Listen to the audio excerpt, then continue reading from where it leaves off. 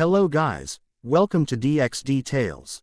So in this video, we will see, what if Forsaken Issei became the true demon dragon god? If you enjoy these kinds of stories, don't forget to show us some love by hitting the like button and subscribing to the channel.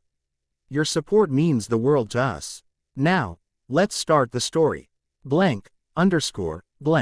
Chapter 1. Forsaken. The sky fractured above Kuo Academy, crimson fissures spreading like blood through water. Issei Hyodo slammed into the ground hard enough to crater the earth, his sacred gear's crimson armor cracked and sputtering with failing light. Through the haze of pain, he glimpsed his opponents, 3 fallen angels with power levels far beyond what they should have encountered on a routine mission. Bushu, Issei called out, struggling to rise. His left arm pulsed with familiar warmth as Didrag attempted to channel more power through their damaged connection.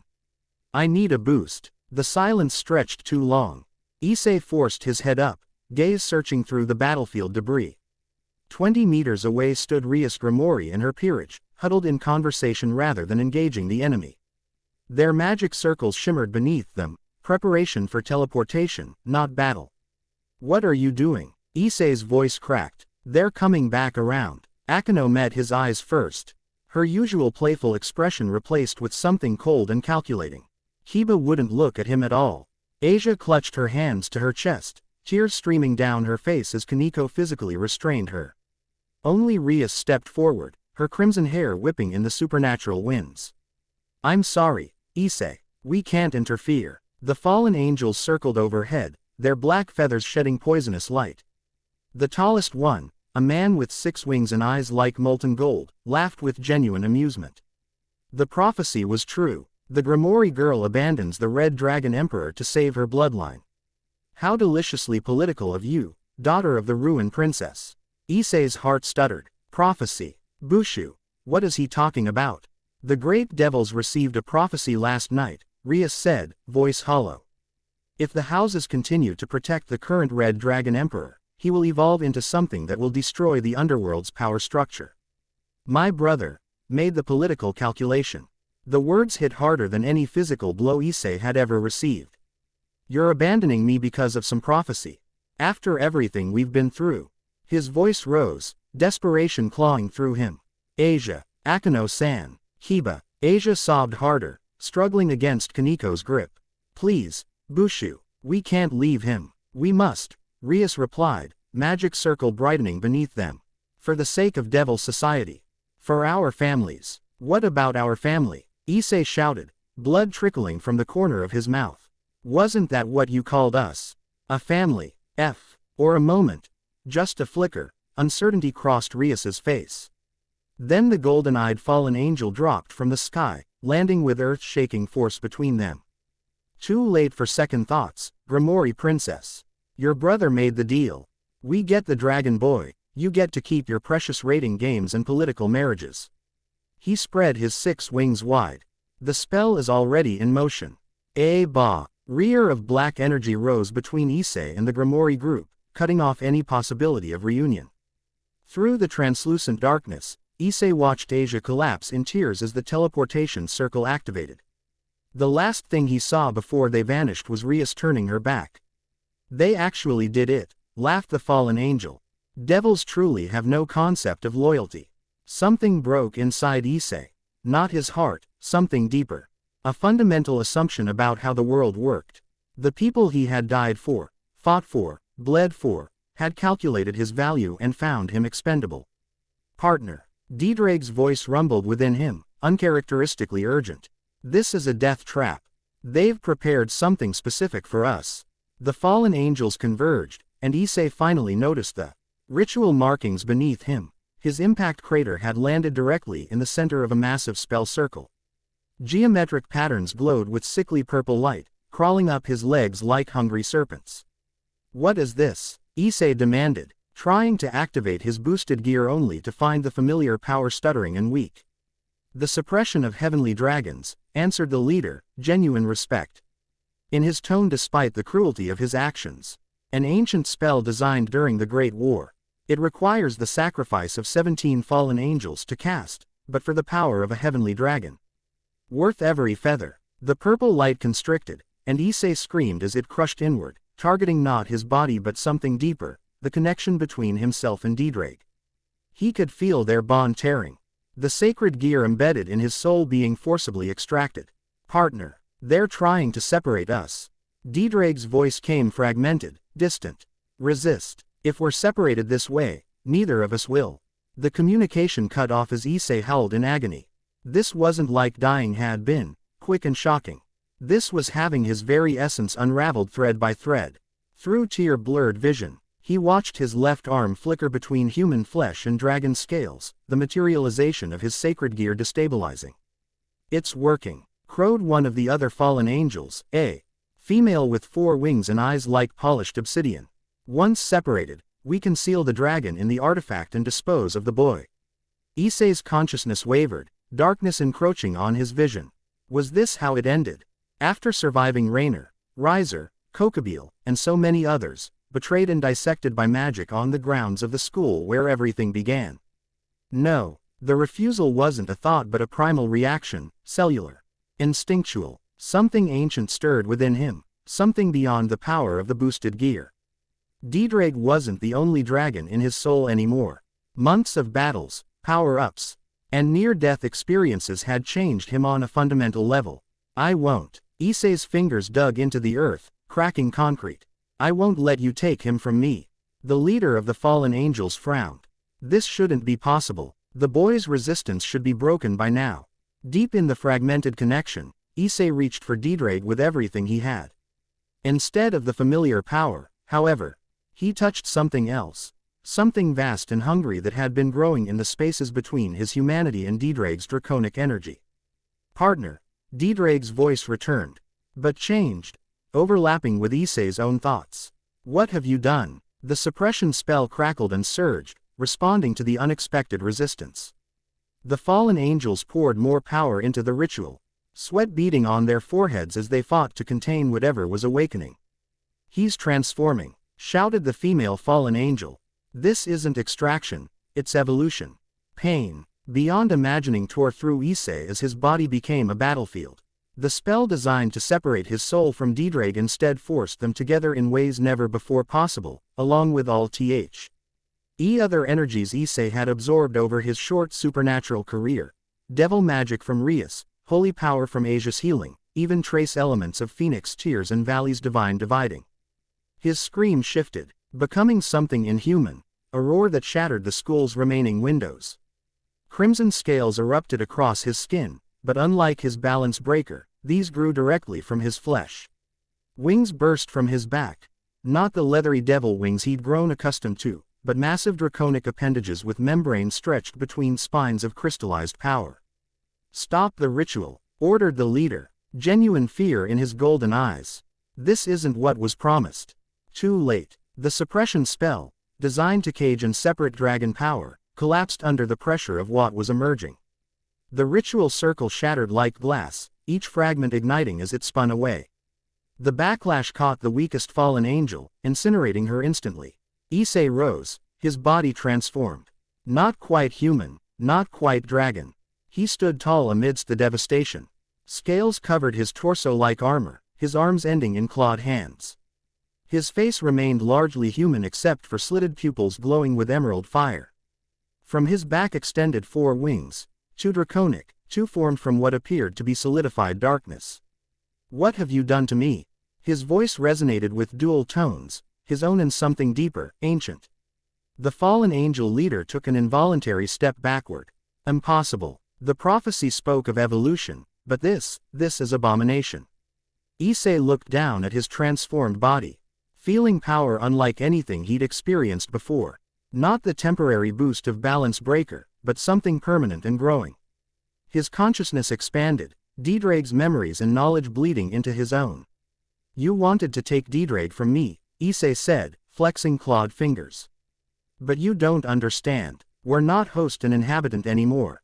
We're something new. The Len angels launched a desperate attack, spears of light hurled with enough force to level buildings. Issei didn't dodge, he didn't need to. The energy struck his scaled body and simply vanished, absorbed into his new form. My turn, Issei whispered. He didn't consciously form the attack, it simply manifested from his desire. A sphere of concentrated power, crimson threaded with black and gold, materialized between his palms. When he released it, the energy didn't explode outward as his dragon shot would have. Instead, it compressed inward, creating a localized singularity that devoured everything in its path. Two of the fallen angels disintegrated instantly. The leader, more powerful than his companions, managed to throw up a barrier of light. It held for perhaps 3 seconds before cracking like an egg. He screamed as the energy consumed his lower body, cutting off abruptly as the singularity collapsed in on itself. Silence fell over the ruined schoolyard. Issei stood alone, transformed. The magnitude of what had happened only beginning to register. Betrayed, abandoned, forever changed. He opened his mouth to speak. To who, he wasn't sure, when the dimensional fabric above him tore open. A massive form descended from the rift, scales gleaming sapphire in the fading light. Tiamat, the Chaos Karma dragon and strongest of the dragon kings, regarded him with ancient eyes filled with surprise and something akin to fear. What have you become, Red One? Her voice resonated directly in his mind, bypassing physical sound. Issei had no answer for her. The transformation, the battle, the betrayal, it all crashed down at once. His new form flickered, power fluctuating wildly as his consciousness began to fade. The last thing he saw before darkness claimed him was Tiamat's massive claw reaching out. Not to destroy but to catch him as he fell. Issei woke to the sound of water, not the gentle lap of waves but the thunderous roar of what had to be an enormous waterfall. His body felt strange, lighter in some places and heavier in others. When he opened his eyes, the world appeared sharper, colors more vibrant, with details his human vision could never have detected. The transformation is not complete. Came a female voice, imperious and ancient. But it is stable for now. Issei turned his head to find Tiamat in human form, a tall woman with blue-black hair cascading to her waist and eyes the color of deep ocean trenches. She wore what appeared to be armor made from her own scales, fitted to a figure both powerful and feminine. Despite her humanoid appearance, nothing about her presence felt human. Where am I? Issei asked, surprised by the dual-toned resonance that remained in his voice. A boundary dimension, Tiamat replied, circling his prone form with calculated steps. One of the spaces between defined realms. Neither heaven, hell, nor human world holds sway here, which makes it ideal for complicated cases. Issei tried to sit up, discovering his body still covered in crimson scales. Though the wings had receded into his back. What happened to me? Tiamat's expression remained neutral, but a flicker of something, fascination, concern, crossed her ancient eyes. What should have killed you transformed you instead. The ritual the fallen ones attempted has been used successfully 17 times in history to separate a dragon from its host. In each case, both died in agony. She knelt beside him, reaching out to touch the scales on his arm with cool fingers. But you did not simply resist. You evolved. The draconic essence that was DD. Reg and the devil power that sustained your reincarnated form have fused with your human soul. You are becoming something unprecedented. The memories flooded back. Rias's cold expression, Asia's tears, the ritual circle. The searing pain of transformation. Issei's hands clenched into fists, claws digging into his palms until ichor that was neither blood nor sacred gear energy welled up. They betrayed me, he whispered. Because of some prophecy. Yes, Tiamat confirmed without sympathy. The prophecy has been circulating through the supernatural realms for 3 days now. Most dismissed it as nonsense. What did it actually say? Quote, Tiamat's eyes narrowed slightly. The Red Emperor shall shed his chains and devour his makers. From betrayal's ashes rises the true dragon of the end, neither eastern nor western. Who shall remake the order of realms? A bitter laugh escaped Issei, sounding more like a draconic rumble. And that was enough for them to throw me away. After everything I did for them. Devils calculate risk differently than humans, Tiamat replied. The great Satan Lucifer determined you were an unacceptable threat to the status quo. The Grimoire girl chose family loyalty over personal attachment. The casual way she described the betrayal made it worse somehow. Issei felt something burning in his chest. Not the familiar rage that had fueled his battles, but something colder and more deliberate. Why did you save me? He asked, meeting Tiamat's ancient gaze directly. You've hated Dedrag for centuries. You could have let me die. For the first time, surprise registered on the Dragon King's face. You have his memories now. Some, Issei confirmed. They're integrating. Sometimes I remember things I never experienced. Like the war. Like you. Tiamat turned away, moving toward the cavern entrance where cascading water created a translucent curtain. Beyond it, Issei glimpsed a landscape unlike anything in the human world, floating islands suspended in aurora-streaked twilight. I saved you because you are no longer merely Dedrag's host, she finally said. You are becoming something new, something that has never existed. The former Red Dragon Emperor is gone, consumed by your transformation. My grudge died with him. Issei detected the partial truth. And, a thin smile curved Tiamat's lips. And I am curious. Dragons live millennia. True novelty is rare and precious to us. Whatever you are becoming, interests me. Before Issei could respond, movement near the cavern's rear entrance caught his enhanced senses. He tensed, instinctively calling power to his transformed hands. Your first visitor, Tiamat said, sounding mildly amused. I permitted her entry after determining she wasn't an immediate threat. Though her intentions are complex. From the shadows emerged a figure Issei recognized, a young woman with long black hair, golden eyes with slitted pupils, and a curvaceous figure partially concealed by a black kimono that hung loose around her shoulders. Most distinctively, a pair of black cat ears perched atop her head, matching the two tails that swayed behind her. Kuroka, Issei identified her, memories from his encounters with Valley's team surfacing. My, the Nekosho purred, her voice pitched to deliberate sensuality. The rumors didn't do you justice, Dragon Boy. Or should I say Dragon Man now? That's quite the transformation. She approached without apparent fear, circling him with feline curiosity. Her movements conveyed casual confidence, but Issei's newly enhanced senses detected the tension in her muscles, the slight elevation in her heartbeat. She was prepared to flee instantly if threatened. What rumors? Issei asked, carefully tracking her movement. That the Grimoire heiress sacrificed her pawn to prevent a prophecy. Kuroka's golden eyes gleamed. That said pawn survived and transformed into something that made even fallen angel generals wet themselves in terror. That the Chaos Karma Dragon herself intervened. She stopped directly before him, boldly reaching out to trace a finger along the scales on his cheek.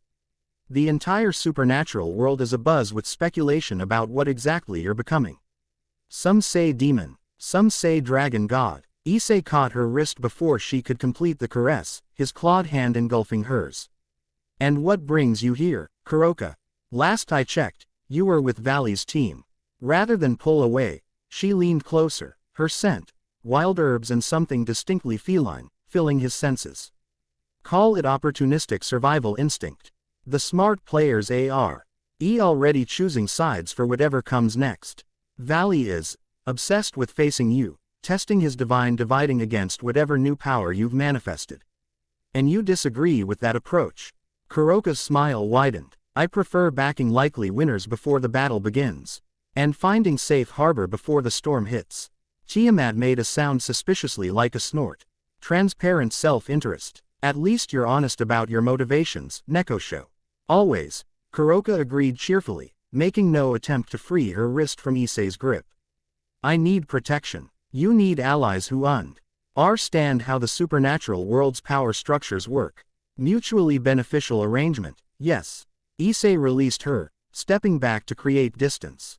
His mind worked with new clarity, analyzing her offer beyond the surface. You're running from something specific. The Nekoshu's facade slipped momentarily, surprise flickering across her features before the seductive mask returned. Perceptive. The devil houses are in chaos after your evolution. Some blame the Grimoires for allowing a potential catastrophe to develop under their roof.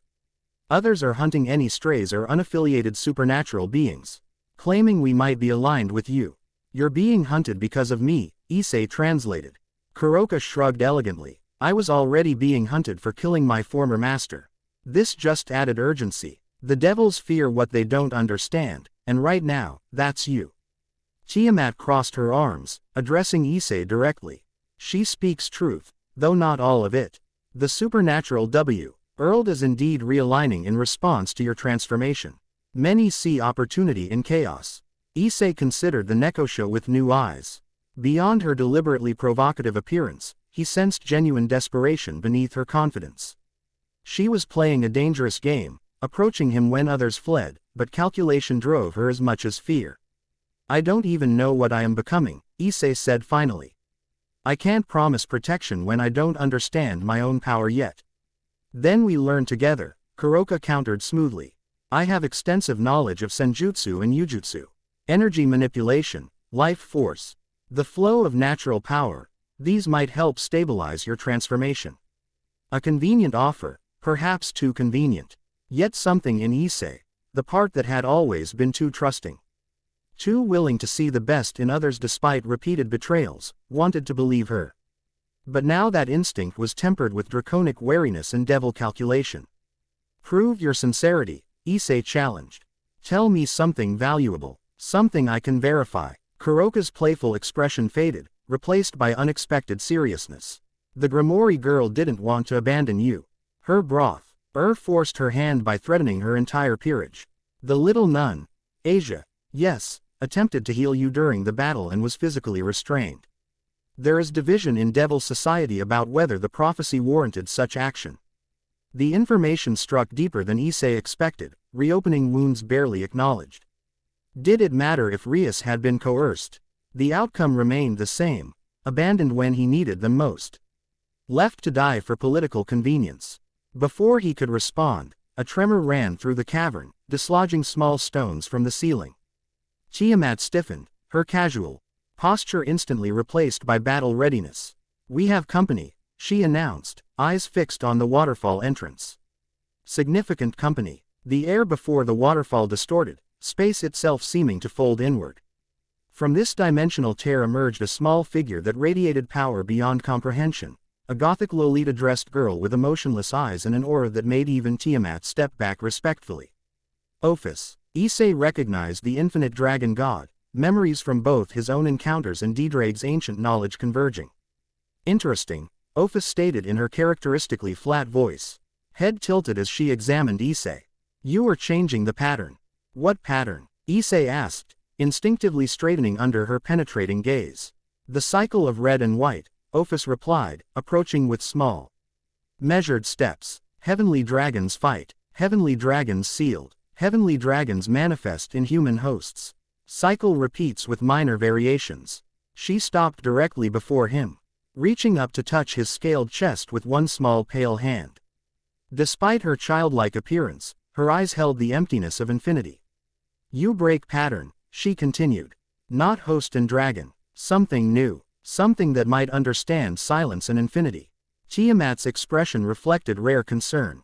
Ophis, what do you sense in him? Potential, the dragon god answered simply. Not Great Red's chaos, not my infinity, something between, something that bridges. Kuroka had retreated to the cavern wall, her earlier confidence replaced by appropriate caution in the presence of such power. Even she knew better than to play games with the infinite dragon god. As what I'm becoming dangerous? Issei asked directly, somehow knowing Ophis would answer truthfully. To the current order, yes. She confirmed without emotion. To existence, unknown. You are not complete. The transformation has only begun. Before Issei could question further, another tremor shook the boundary dimension. This one violent enough to crack the cavern floor. Tiamat hissed in alarm, scales rippling across her human form. Devils, she snarled. They've tracked us through dimensional weak points. Kuroka tensed. How many? At least a dozen high class, Tiamat replied, armor materializing over her humanoid form. Including members of the Baal and Astaroth clans. They mean to eliminate the threat before it fully manifests. Issei felt the intruders now too, his senses extending beyond physical limitations to detect the distinctive signatures of devil power. Their hostility radiated like heat. Purpose clear even across dimensions. They're here to kill me, he stated, not a question but a confirmation. Yes, Ophis agreed, seemingly unconcerned. The pattern breaker threatens established power.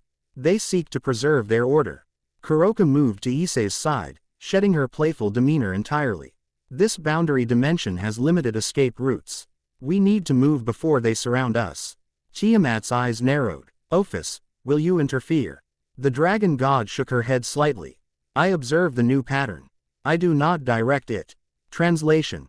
They were on their own. I felt the devil hunting party approaching rapidly, their magic already beginning to constrain the boundary dimension's exits. Soon they would be trapped. I won't run, Issei decided, feeling power stirring within his transformed body. They came to eliminate a threat. Let me show them what a real threat looks like. His declaration should have sounded like bravado, the kind of empty challenge he often made before truly understanding his opponents. But something had fundamentally changed in Issei Hyodo. The transformation wasn't just physical, his mind processed strategy differently, calculated power differentials automatically, analyzed dimensional weak points instinctively. Bold, Tiamat observed, a hint of approval in her ancient eyes. But 12 high-class devils include Experian, CED combatants who will have specifically prepared for draconic power. They prepared for the Red Dragon Emperor, Issei corrected, feeling wings materialize from his back, darkness and draconic mem. Rain stretching between crystallized spines. Not for what I'm becoming. Kuroka laughed, the sound genuinely delighted rather than mocking. Now that's the kind of reckless confidence I was hoping for. Count me in, I've been wanting to pay back some devil houses for years. Ophis simply stepped aside, creating space in the cavern as Issei's power began to manifest visibly, crimson light threaded with darkness pulsing beneath his scales. The dragon god's expression remained neutral, but something like interest flickered in her bottomless eyes. They approach from the eastern boundary, Tiamat reported, her human form growing larger. Scales spreading across exposed skin. Classic pincer formation. They believe we're cornered. Issei nodded, processing the tactical information with newfound clarity. Then we'll break their formation from the center. Kuroka, can you conceal our energy signatures for 30 seconds? The Nekosho raised an eyebrow but nodded. Basic senjutsu application. But, what's 30 seconds going to accomplish against 12 high-class devils? Repositioning, Issei replied, the plan crystallizing in his mind. They expect frightened prey. Let's become hunters instead. For the first time since awakening in this boundary dimension, Issei felt something beyond pain and betrayal, a sense of purpose, of potential not yet realized but glimpsed.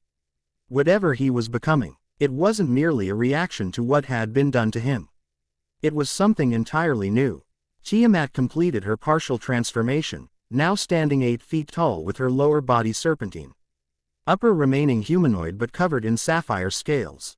A direct confrontation is risky but viable with proper execution. I will engage from the flank while you draw their focus. Perfect, Issei agreed, then turned to Ophis.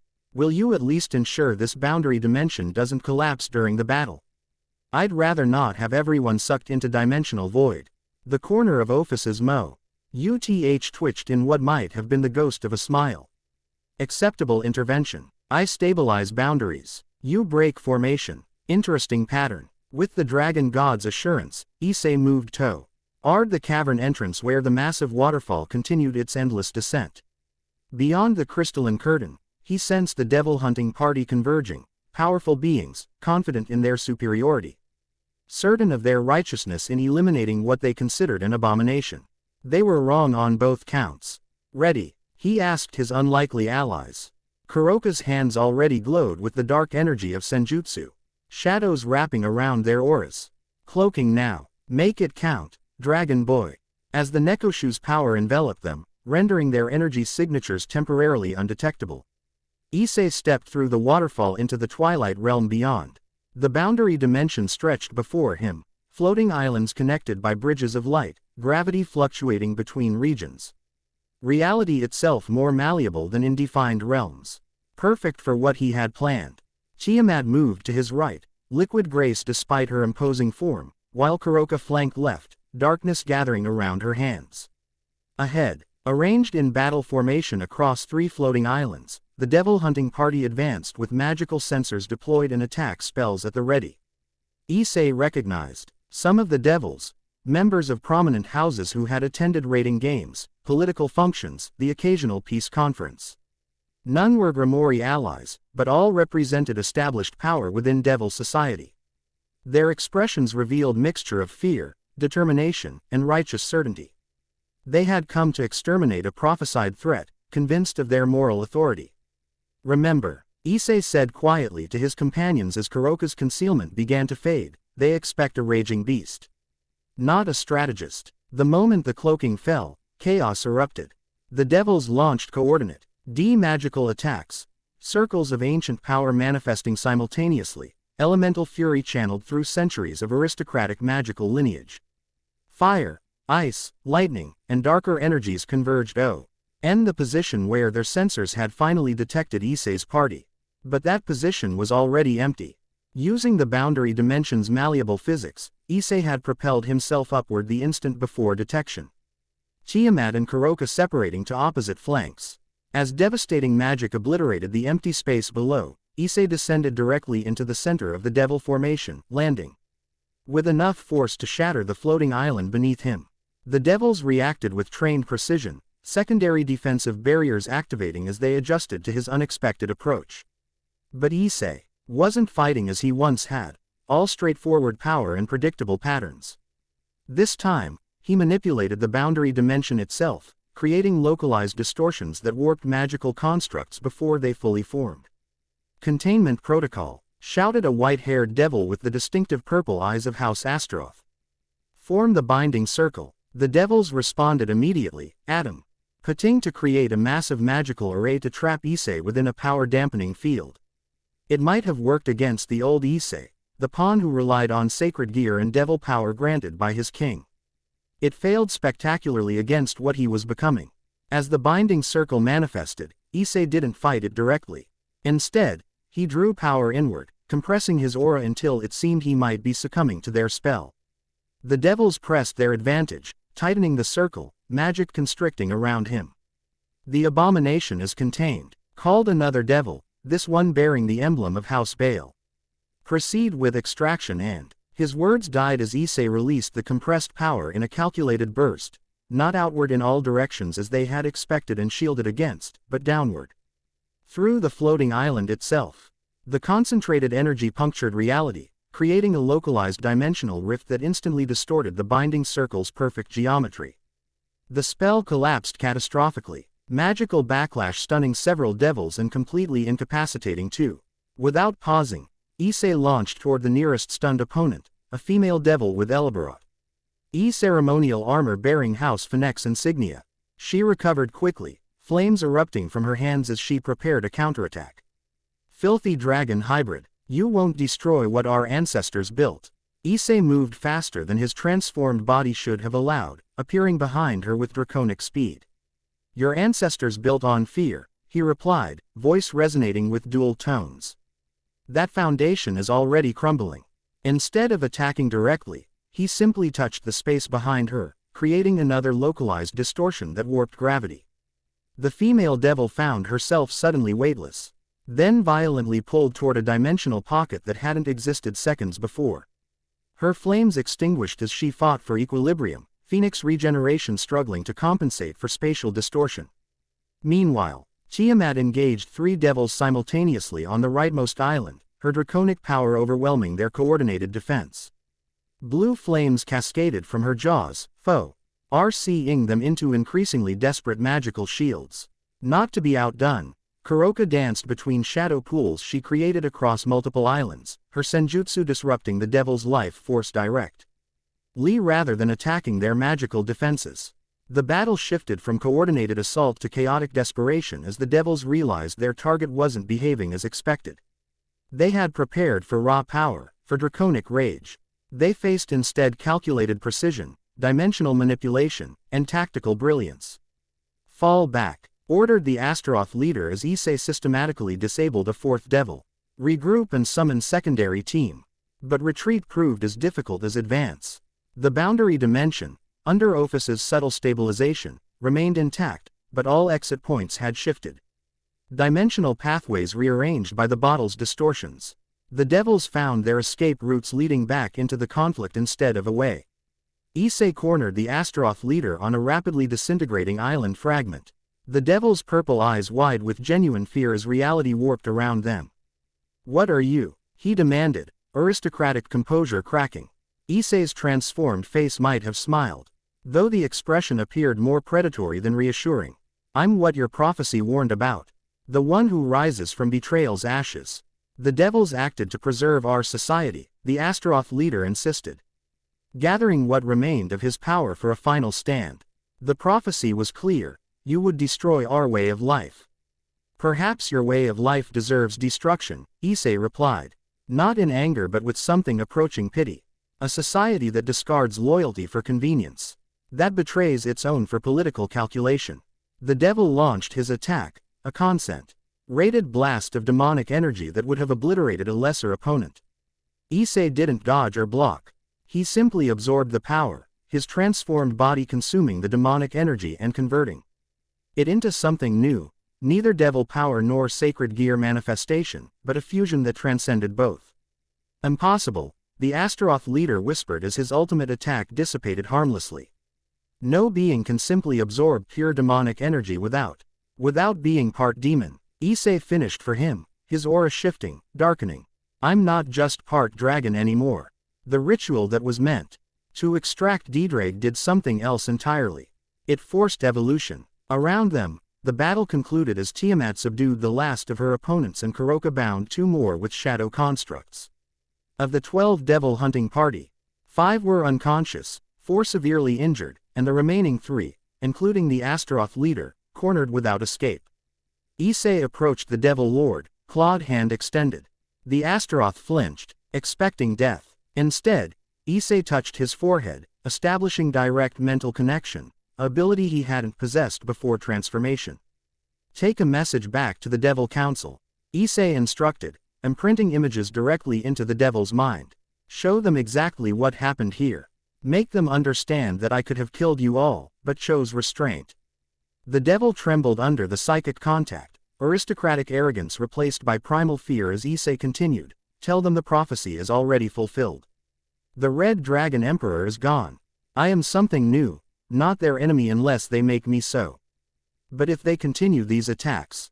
Issei released him, stepping back as his wings extended to full span, an impressive display of draconic power and shadowy demonic energy intertwined. If they continue, I will become exactly what they fear most.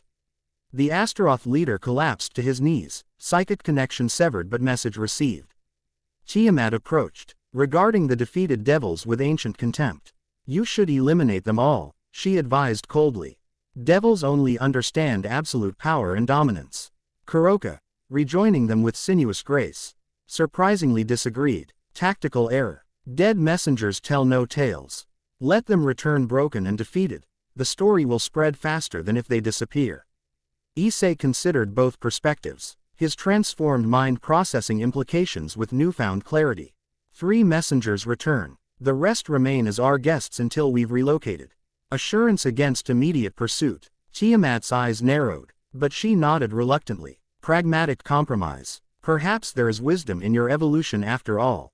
As Kuroka began binding the devils selected for detention, Issei turned to find Ophis still observing from a nearby floating island, her expression unreadable yet somehow satisfied. Interesting pattern, she repeated, voice carrying easily across the dimensional space. Not destruction, transformation. The prophecy speaks truth but devils hear what they fear. With that cryptic assessment, the dragon god vanished into a dimensional rift, leaving Issei and H's unlikely allies to secure their prisoners and prepare for inevitable counterattack. The battle had confirmed what Issei had begun to suspect: his transformation wasn't merely physical or power-based. His mind worked differently now, processing strategy and implications with clarity impossible for his former self. The betrayal that should have destroyed him had instead catalyzed something unprecedented. As they regrouped in the cavern behind the waterfall, Issei gazed at his reflected image in a still pool, scaled skin, slitted eyes glowing with internal fire, features balanced between human and dragon. Not a temporary form like Balance Breaker, but his new reality. What now, Dragon Boy? Kuroka asked, perching casually on a rock formation while keeping careful watch on their devil prisoners. The entire supernatural world will be hunting us after this. Not hunting, Issei corrected, understanding blooming within his transformed consciousness. Watching, calculating, choosing sides. What happened here wasn't just a skirmish, it was the first move in a much larger game. Tiamat, resuming her more compact humanoid form, studied him with renewed interest. "And what game do you intend to play, former Red Dragon Emperor?" Issei's transformed face formed something between smile and snarl, determination hardening within him. "I don't know exactly what I'm becoming, but I know this: I'm done being anyone's pawn. The devils discarded me when prophecy threatened their comfort. The fallen tried to tear Didrag from my soul. Everyone wanted to control or eliminate what they didn't understand." He flexed clawed hands, feeling power rippling beneath scaled skin, power still growing, still evolving. "So I'll create my own path. Build my own faction. Show the supernatural world what happens when you betray a dragon." "Ambitious," Tiamat commented, something like approval in her ancient eyes. "Ambitious indeed," agreed Kuroka, her golden eyes gleaming with renewed interest. "And here, I thought I was just seeking protection. Turns out I might have found the winning side in whatever comes next." As their devil prisoners stirred and dimensional ripples indicated the messengers had successfully returned to the underworld, Issei felt certainty crystallizing within his transforming soul. The betrayal had freed him from constraints he hadn't recognized, obligations to devil society, limitations of being merely a sacred gear host, the comfortable predictability of following others' lead. Whatever emerged from this metamorphosis, demon, dragon, or something entirely new, would forge its own destiny. The prophecy had named him the true dragon of the end, but endings often heralded new beginnings. Perhaps what truly frightened the established powers wasn't destruction but change itself. "We'll need a sanctuary," Issei decided, already formulating plans with his enhanced intellect. "Somewhere neither heaven nor hell can easily reach. A base from which to operate while I complete this transformation. I might know a suitable location," Tiamat offered unexpectedly. "An ancient dragon temple in a pocket dimension, abandoned since the Great War.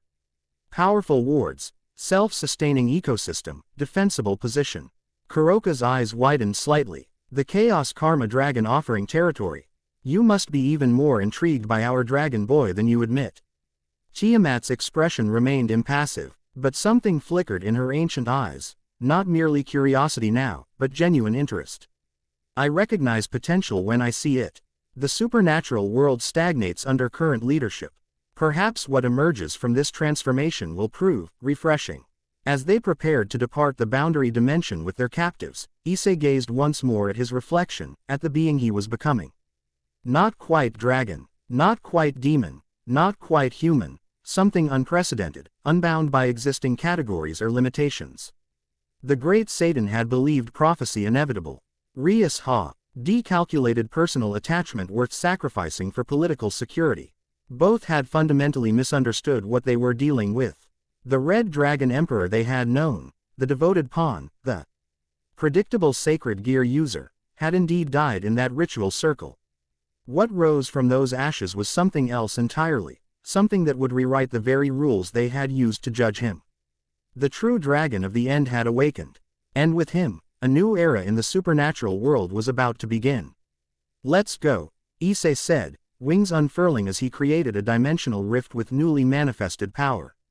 "We have work to do." Chapter 2. Convergence. 6 months passed like water through cupped hands, simultaneously too fast and impossibly slow. Issei stood at the edge of a floating island, his transformed body silhouetted against the perpetual aurora that illuminated this pocket dimension he now called home. Scales covered most of his form, gleaming crimson in sunlight and darkening to near black in shadow. The once awkward wings had grown proportional to his frame, folding neatly against his back when not in use. His face remained the most human aspect of his appearance, though slitted. Pupils and small-scale patterns along his temples marked him as something other. Something more. Brooding again. Kuroka's voice carried an unusual note of genuine concern beneath her typical teasing tone. She approached with feline grace, bare feet silent against the crystalline surface of the island. "You've been watching the boundary for hours." Issei didn't turn. "They'll come today." The Kyoto faction. Kuroka moved beside him, close enough that her kimono sleeve brushed his scaled arm. "You sound certain." "I am." His dual-toned voice had settled into something harmonious rather than discordant. Two voices that spoke as one instead of competing for dominance. "The attack on their shrine yesterday crossed a line. Yusaka will seek allies now. Kuroka studied his profile with calculating golden eyes. 6 months of proximity had taught her to read subtle shifts in his demeanor, the slight tension in his shoulders, the microscopic adjustments of his wings that reflected his mood more accurately than his carefully controlled expression. You predicted this, she realized. The devils attacking Kyoto wasn't random escalation. You expected it. A slight smile curved Issei's lips. Expected. No. Anticipated as one possibility among several. Yes. The Nekosho laughed softly, genuinely impressed. You're playing a longer game than I realized. Not playing. Issei finally turned to face her. Emerald fire burning in slitted eyes. Preparation isn't manipulation. I don't control what choices others make, but I can anticipate logical responses. This was perhaps the most significant change in the being formerly known as Issei Hyodo. His transformation hadn't just altered his physical form or amplified his power, it had fundamentally changed how his mind worked. Where once stead impulsiveness now dwelled careful consideration. Where emotional reactions once dominated, strategic calculation now prevailed. Not cold or emotionless, but measured in a way his former self could never have managed. Kuroka had witnessed this evolution with fascinating proximity. Initially seeking protection through alliance with a rising power, she'd found herself increasingly invested in his metamorphosis. Her survival instincts recognized his potential, her feline curiosity was captivated by his unprecedented nature. Tiamat returned an hour ago, she informed him, casually stretching. In a way that emphasized her curvaceous figure, a habit she maintained despite its diminishing effectiveness on his transformed psyche. She's cataloging the artifacts recovered from the Eastern Temple. Issei nodded, processing this information while maintaining his vigilance over the dimensional boundary. The Dragon Temple Tiamat had offered as sanctuary had expanded into something more substantive. A network of floating islands connected by bridges of solidified energy, each island serving specific purposes in their growing operation. What began as simple refuge evolved into a base of operations, then into the heart of an emerging faction. Any word from Baiko on the valley situation? He asked. Still observing from distance, Kuroka replied. Valley grows more obsessed with facing you, but remains allied with Chaos Brigade leadership for now. The alliance is strained, according to my darling spy. Darling spy referred to her unlikely ongoing communication with her former teammate. Baiko, the descendant of Sun Wukong, had maintained contact with Kuroka after her departure from Valley's team, initially to track her movements, eventually as an information exchange benefiting both parties. He hadn't formally aligned with Issei's faction, but neither had he betrayed their communications to his volatile leader. And your sister? Issei asked more softly. Something vulnerable flickered across Kuroka's golden eyes, the rare genuine emotion she carefully guarded. Sharon remains with the Grimoire group. They've increased security around her since learning of our communication attempts. Issei's wings adjusted minutely, the only outward sign of his reaction. Kaniko's situation remained a sensitive point for both of them. Despite the Grimoire betrayal, Issei harbored no ill will toward the quiet Nekomata who had been as much a victim of circumstances as himself.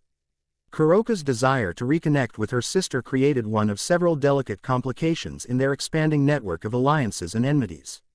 Before he could respond, a ripple disturbed the dimensional boundary, subtle but distinctive to his enhanced senses. Both turned toward the disturbance as reality folded inward, creating an opening between realms. Right on time, Kuroka murmured. The dimensional passage stabilized, forming a pathway of golden light. Through this bridge stepped 3 figures, a woman of ordinary beauty with golden hair and 9 fox tails fanning behind her, flanked by 2 armored kitsune warriors whose tense postures and vigilant eyes marked them as elite guards. Yusaka, leader of the Kyoto Yukai faction, had arrived. The Kyuubi's power radiated like physical heat, golden energy rippling around her form. Despite her obvious strain, maintaining dimensional passage required considerable power. She carried herself with regal dignity.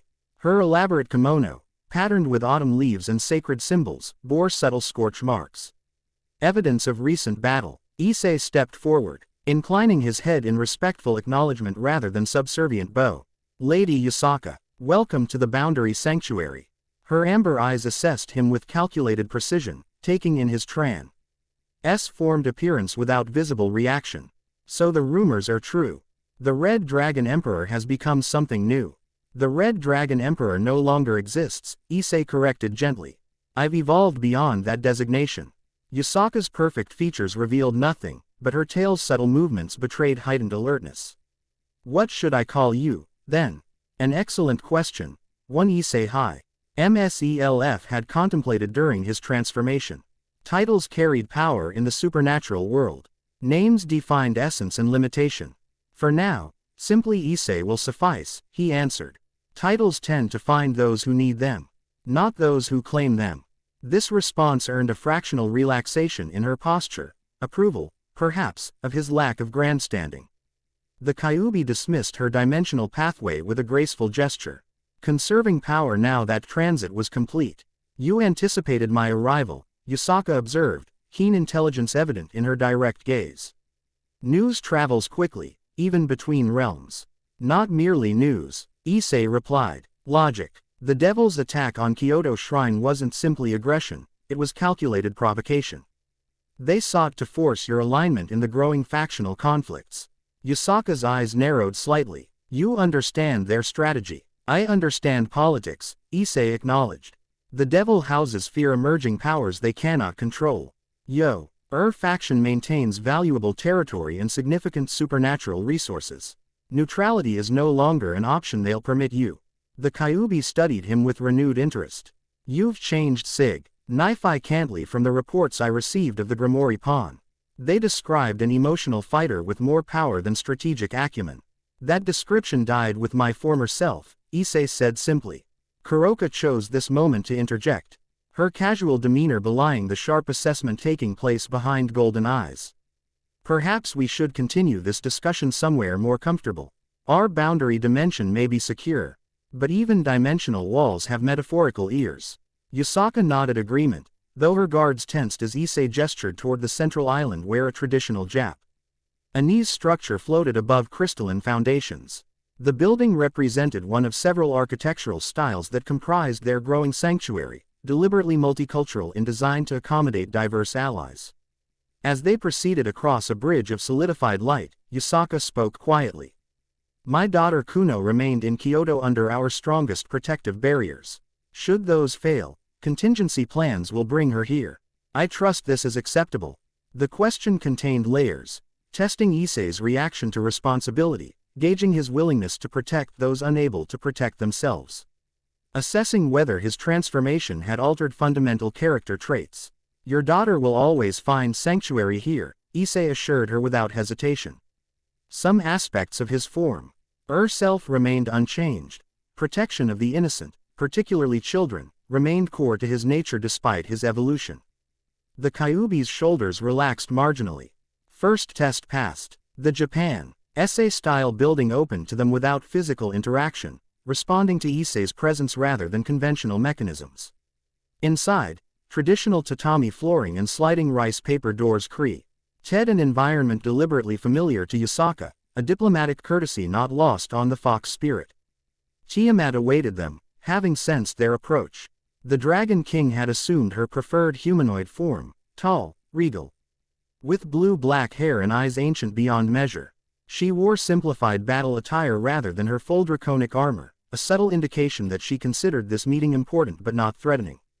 Chaos Karma Dragon, Yusaka acknowledged with formal bow. Your presence here remains the supernatural world's greatest surprise. Tiamat's expression remained impassive. Change creates unusual alliances. The two powerful females assessed each other with the careful neutrality of apex predators sharing territory. Neither hostile nor friendly, watchful, respectful of capability. Servants appeared. Constructs of magic rather than living beings, another of Issei's innovations combining devil techniques with draconic energy manipulation. They served tea in silent efficiency before vanishing. Once seated in the traditional arrangement, Yusaka spoke directly. The devils attacked my shrine yesterday. 27 high-class devils from houses Baal, Astaroth, Glacia Labialis, and Amducius. They targeted our power sources and historical archives rather than population centers. Information gathering rather than extermination, Issei noted, accepting tea with claw-wed hands that handled the delicate cup with surprising gentleness. They seek knowledge of Yukai power structures. Yusaka nodded. We repelled them, but sustained significant damage to outer wards and lost several artifacts of power. More concerning, they specifically targeted records concerning boundary dimensions and realm interfaces. This detail captured everyone's attention. Boundary diamond, scions, spaces existing between defined realms like heaven, hell, and earth, had become increasingly significant since Issei established his growing faction within one.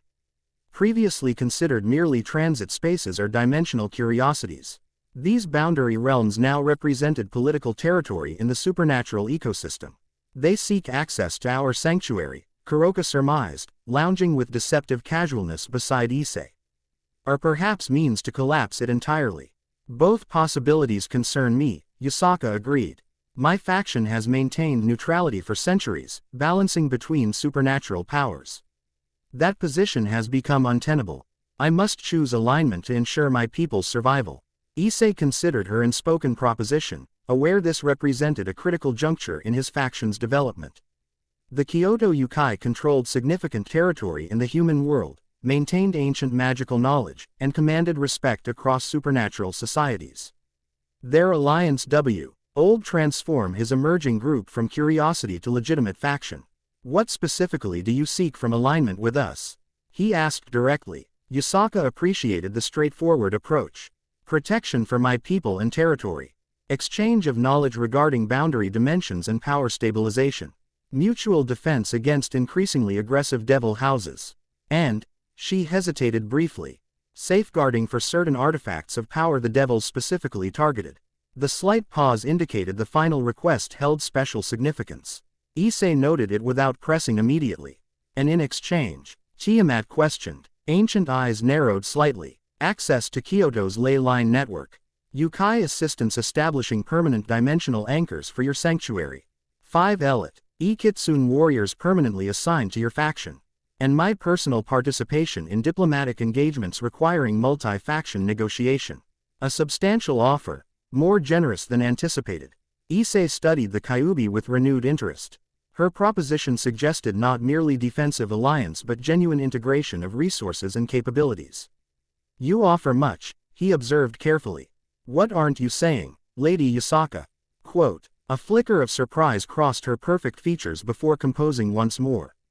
Perceptive. There is another factor. She set down her teacup with deliberate precision. The devils didn't simply attack our shrine. They specifically sought information about the Kyoto Dragon Nexus, an ancient power convergence point sealed since the Great War. According to our records, it contains knowledge regarding Dragon Yukai hybridization rituals. The implications hung heavy in the air. Devil interest in such specific knowledge suggested they were researching measures against Issei's unique evolution, or perhaps means to replicate it under controlled conditions. You fear they seek to create their own dragon hybrids, Tiamat stated flatly. Weapons they can control, unlike Issei. Precisely, Yusaka confirmed. The devils fear what they cannot control. Your emergence represents unprecedented change in supernatural power structures. They will seek there to eliminate you or to create controlled alternatives loyal to their houses. Issei processed this information with his transformed consciousness, faster, clearer than his former self could have managed. The strategy made logical sense from the devil's perspective. Unable to contain or destroy him directly, they sought alternative approaches. There's more to these hybridization rituals than simple power enhancement, he deduced. Reading subtle tells in Yusaka's expression. Something specific to my condition. The Kyuubi's eyes widened fractionally, impressed by his insight. Yes, according to our oldest records. The rituals contained at the Dragon Nexus include methods for stabilizing transformations between dragon, Yukai, and human essences. Methods that might benefit your continuing evolution. Issei exchanged meaningful glances with Tiamat. His transformation, while tremendously powerful, remained incomplete. The integration of human, devil, and dragon essences had reached equilibrium but not true synthesis. Further evolution required specific knowledge they had been systematically seeking across supernatural archives. A mutually beneficial arrangement, Issei acknowledged, turning back to Yusaka. Your faction gains protection. We gain access to knowledge crucial for my stabilization. And the supernatural world gains balance against devil dominance, Yusaka added. Your faction represents a new power, neither angel, devil, nor traditional mythological alignment. Many watch your development with great interest, myself included. Kuroka stretched languidly, her casual gesture belying sharp attention. Speaking of interested parties, we've detected unusual magical probes around our dimensional boundaries. Distinctive signature, European magic, specialized in ice manipulation and dimensional analysis. Quote, Yusaka's expression revealed recognition. Lavinia Rennie, the Eternal Ice Princess. Rumor claims she's investigating magical anomalies for the Grauzauberer. European magicians involving themselves in Asian supernatural politics.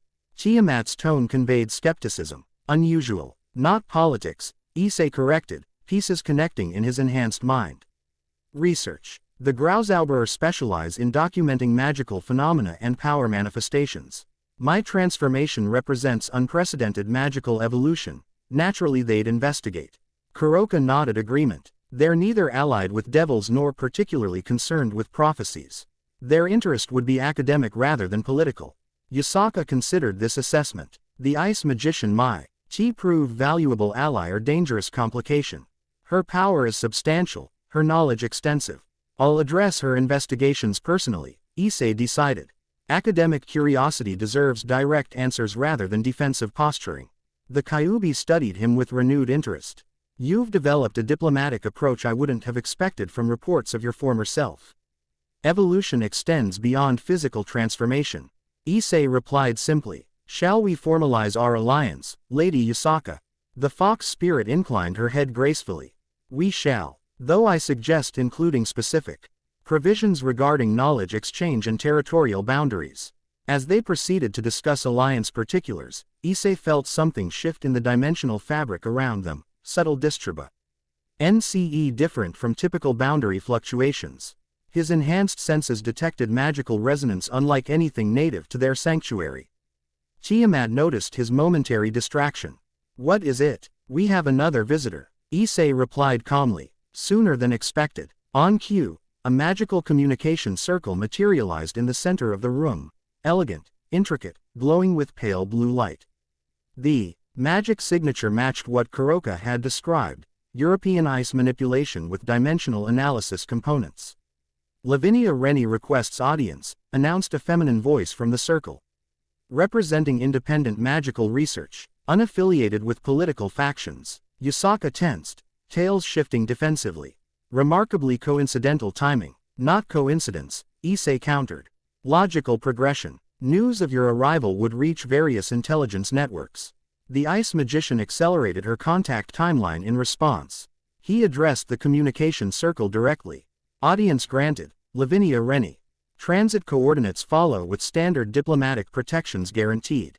The magical circle pulsed acknowledgement as Issei transmitted specific dimensional coordinates, a Sapara. Te receiving area rather than their current meeting location. Basic security protocol. You trust easily, Yusaka observed, neither approval nor criticism in her tone. Not trust, Issei clarified. Strategic assessment. The Grauzauberer value knowledge above political advantage. Their representative deserves evaluation on her own merits rather than preemptive suspicion. Tiamat rose smoothly. I'll oversee her arrival. Kuroka, perhaps you'd accompany me. The Nekosho raised an eyebrow at the unexpected invitation but nodded agreement. The two departed, leaving Issei and Yusaka momentarily alone.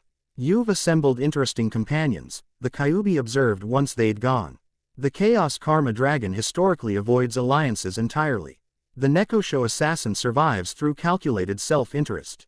Yet both demonstrate unusual loyalty to your cause. Not cause, Issei corrected gently. Potential. They recognize something in this evolution that transcends typical supernatural politics. Yusaka studied him with heightened intensity. And what is that potential, exactly? What do you intend to become? The question cut to the heart of everything, his transformation, his growing faction.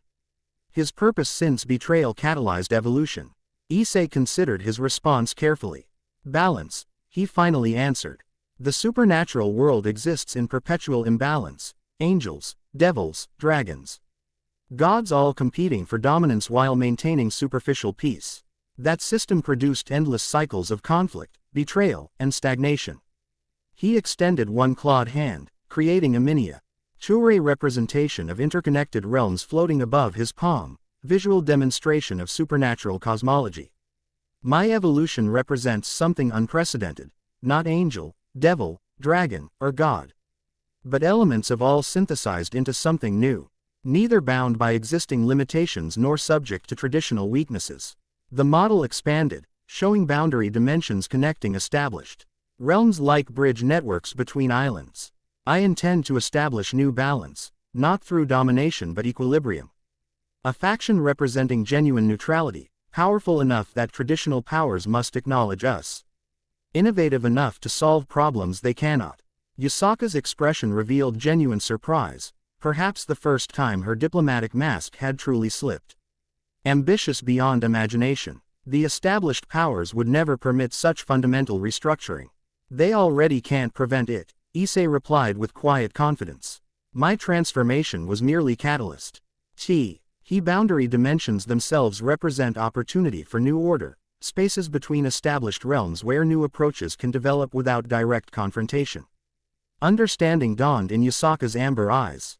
The traditional powers focus on your personal evolution while overlooking the true transformation, the boundary dimensions themselves becoming legitimate territory rather than simply transit spaces.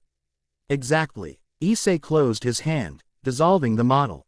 My personal power matters less than the paradigm shift. New possibilities for supernatural existence beyond traditional categorical limitations. The Kyuubi laughed softly, a musical sound containing genuine amusement and dawning respect. No wonder the devils fear you.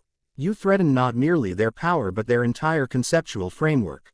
Change always threatens established order, Issei acknowledged. But it also creates unprecedented opportunity for those willing to adapt.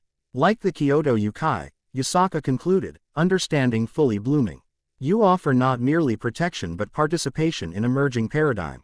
Issei nodded. Your faction has navigated complex supernatural politics for centuries while maintaining cultural identity and territorial integrity. That experience proves invaluable in creating something genuinely new.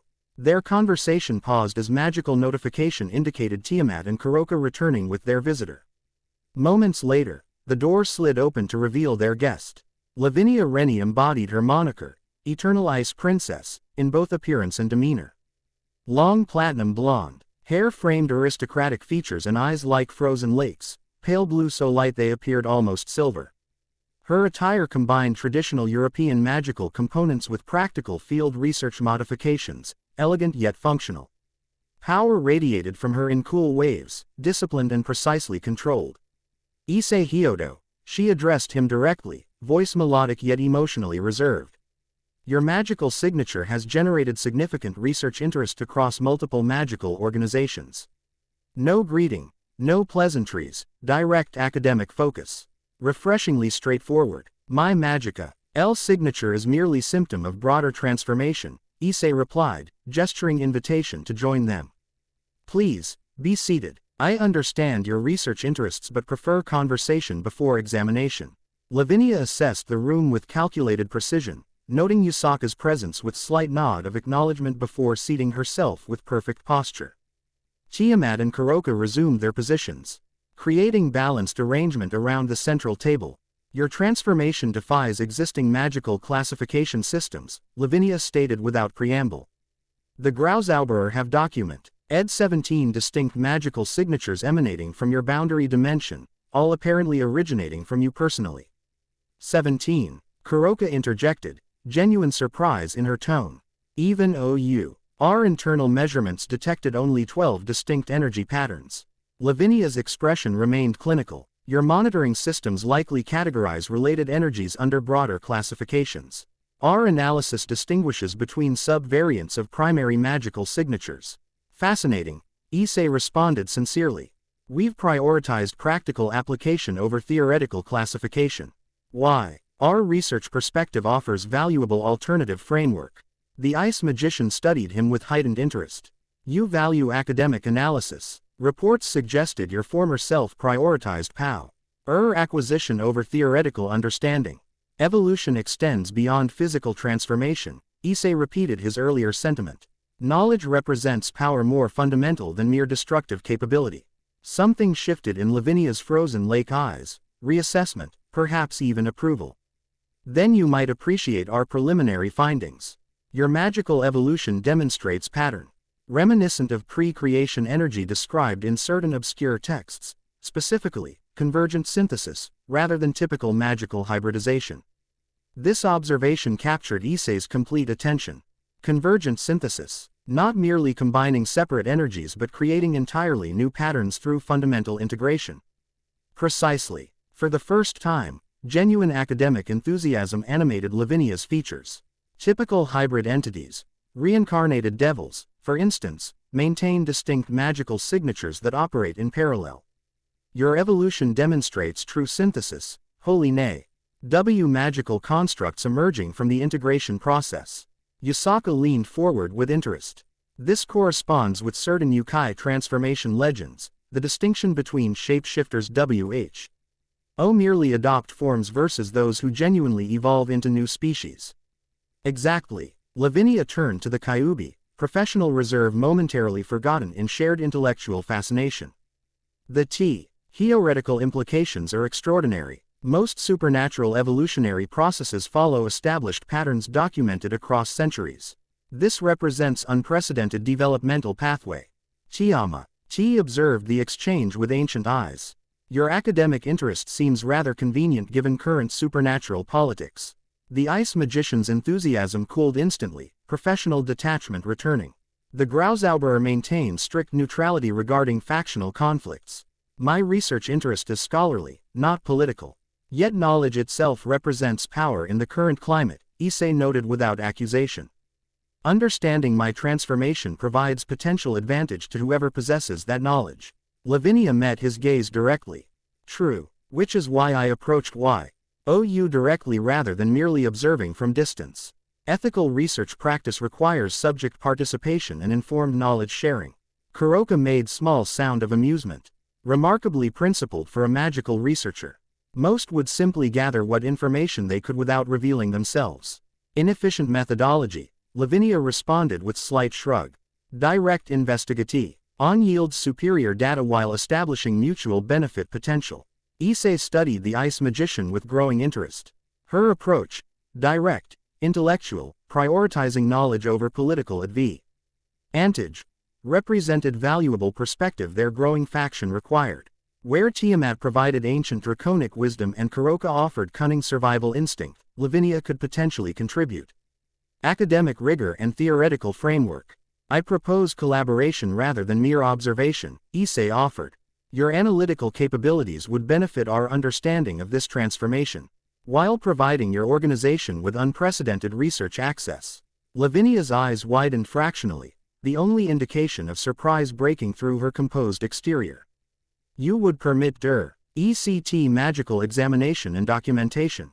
Most subjects of supernatural interest guard their capabilities zealously. Knowledge benefits from multiple perspectives, Issei replied. My transformatio N represents something beyond existing categories. Understanding it fully requires diverse analytical approaches. The ice magician considered this proposition with evident calculation, weighing potential benefits against risks. What limitations would apply to such collaboration? Standard magical ethics protocols, Issei answered. No invasive procedures without explicit consent. Reciprocal knowledge sharing between our factions. Joint publication rights for any theoretical breakthroughs. And, he added with slight smile, agreement that any practical applications derived from research require mutual approval.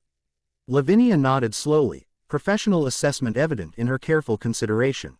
Reasonable terms. Though my organization would require certain amendments regarding intellectual property rights for analytical methodologies developed during research. Natural stipulation, Yusaka interjected with diplomatic smoothness. Perhaps formal research agreement could specify categorical ownership distinctions between subject-specific findings versus methodological innovations. As they discussed specific collaboration terms, Issei noted subtle shifts in Lavinia's demeanor, professional interest gradually accompanied by personal curiosity as conversation progressed. The ice magician's initially clinical approach warmed incrementally, revealing genuine intellectual passion beneath reserved exterior. Their discussion paused as dimensional sensors alerted them to approaching disturbance, significant magical signatures approaching their boundary from devil-controlled dimensional pathways. It seems our diplomatic gathering has attracted attention, Tiamat observed, rising smoothly to battle readiness. Kuroka moved to monitoring crystal, checking defensive systems. Mult. IPLE devil signatures, looks like House Baal leading, with support from at least 3 other houses. Substantial force. Yusaka tensed, her 9 tails fanning defensively.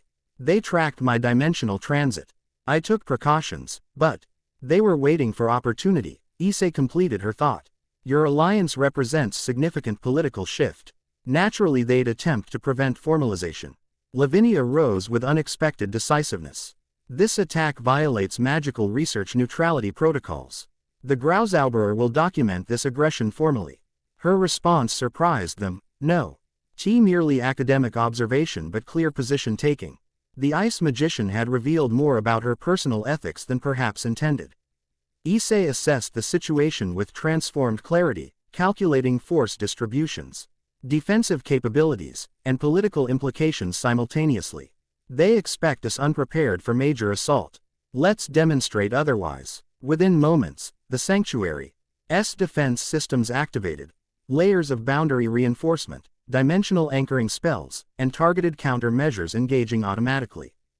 Developed over 6 months of preparation, these defenses represented collaborative innovation combining draconic, yokai, and devil-derived magical techniques into something new. As they moved toward the Sanctuary's central defensive position, Issei addressed his unlikely allies. This represents more than simple attack. House Baal would only commit such significant resources for strategic objective beyond merely disrupting alliance negotiations. Yusaka nodded agreement. They seek demonstration of superior force, establishing dominance in response to changing power dynamics. Or specific tactical advantage, Tiamat added grimly. This sanctuary contains artifacts and knowledge they consider threatening. Lavinia analyzed incoming magical signatures with professional detachment. Pattern suggests search parameters rather than mere destruction objective.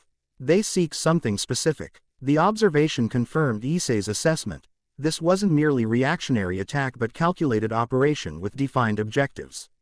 As they reached the Sanctuary's command center, monitoring crystals displayed approaching devil forces, over 40 high-class devils arranged in tactical formation, led by 2 members of House Baal's main family branch.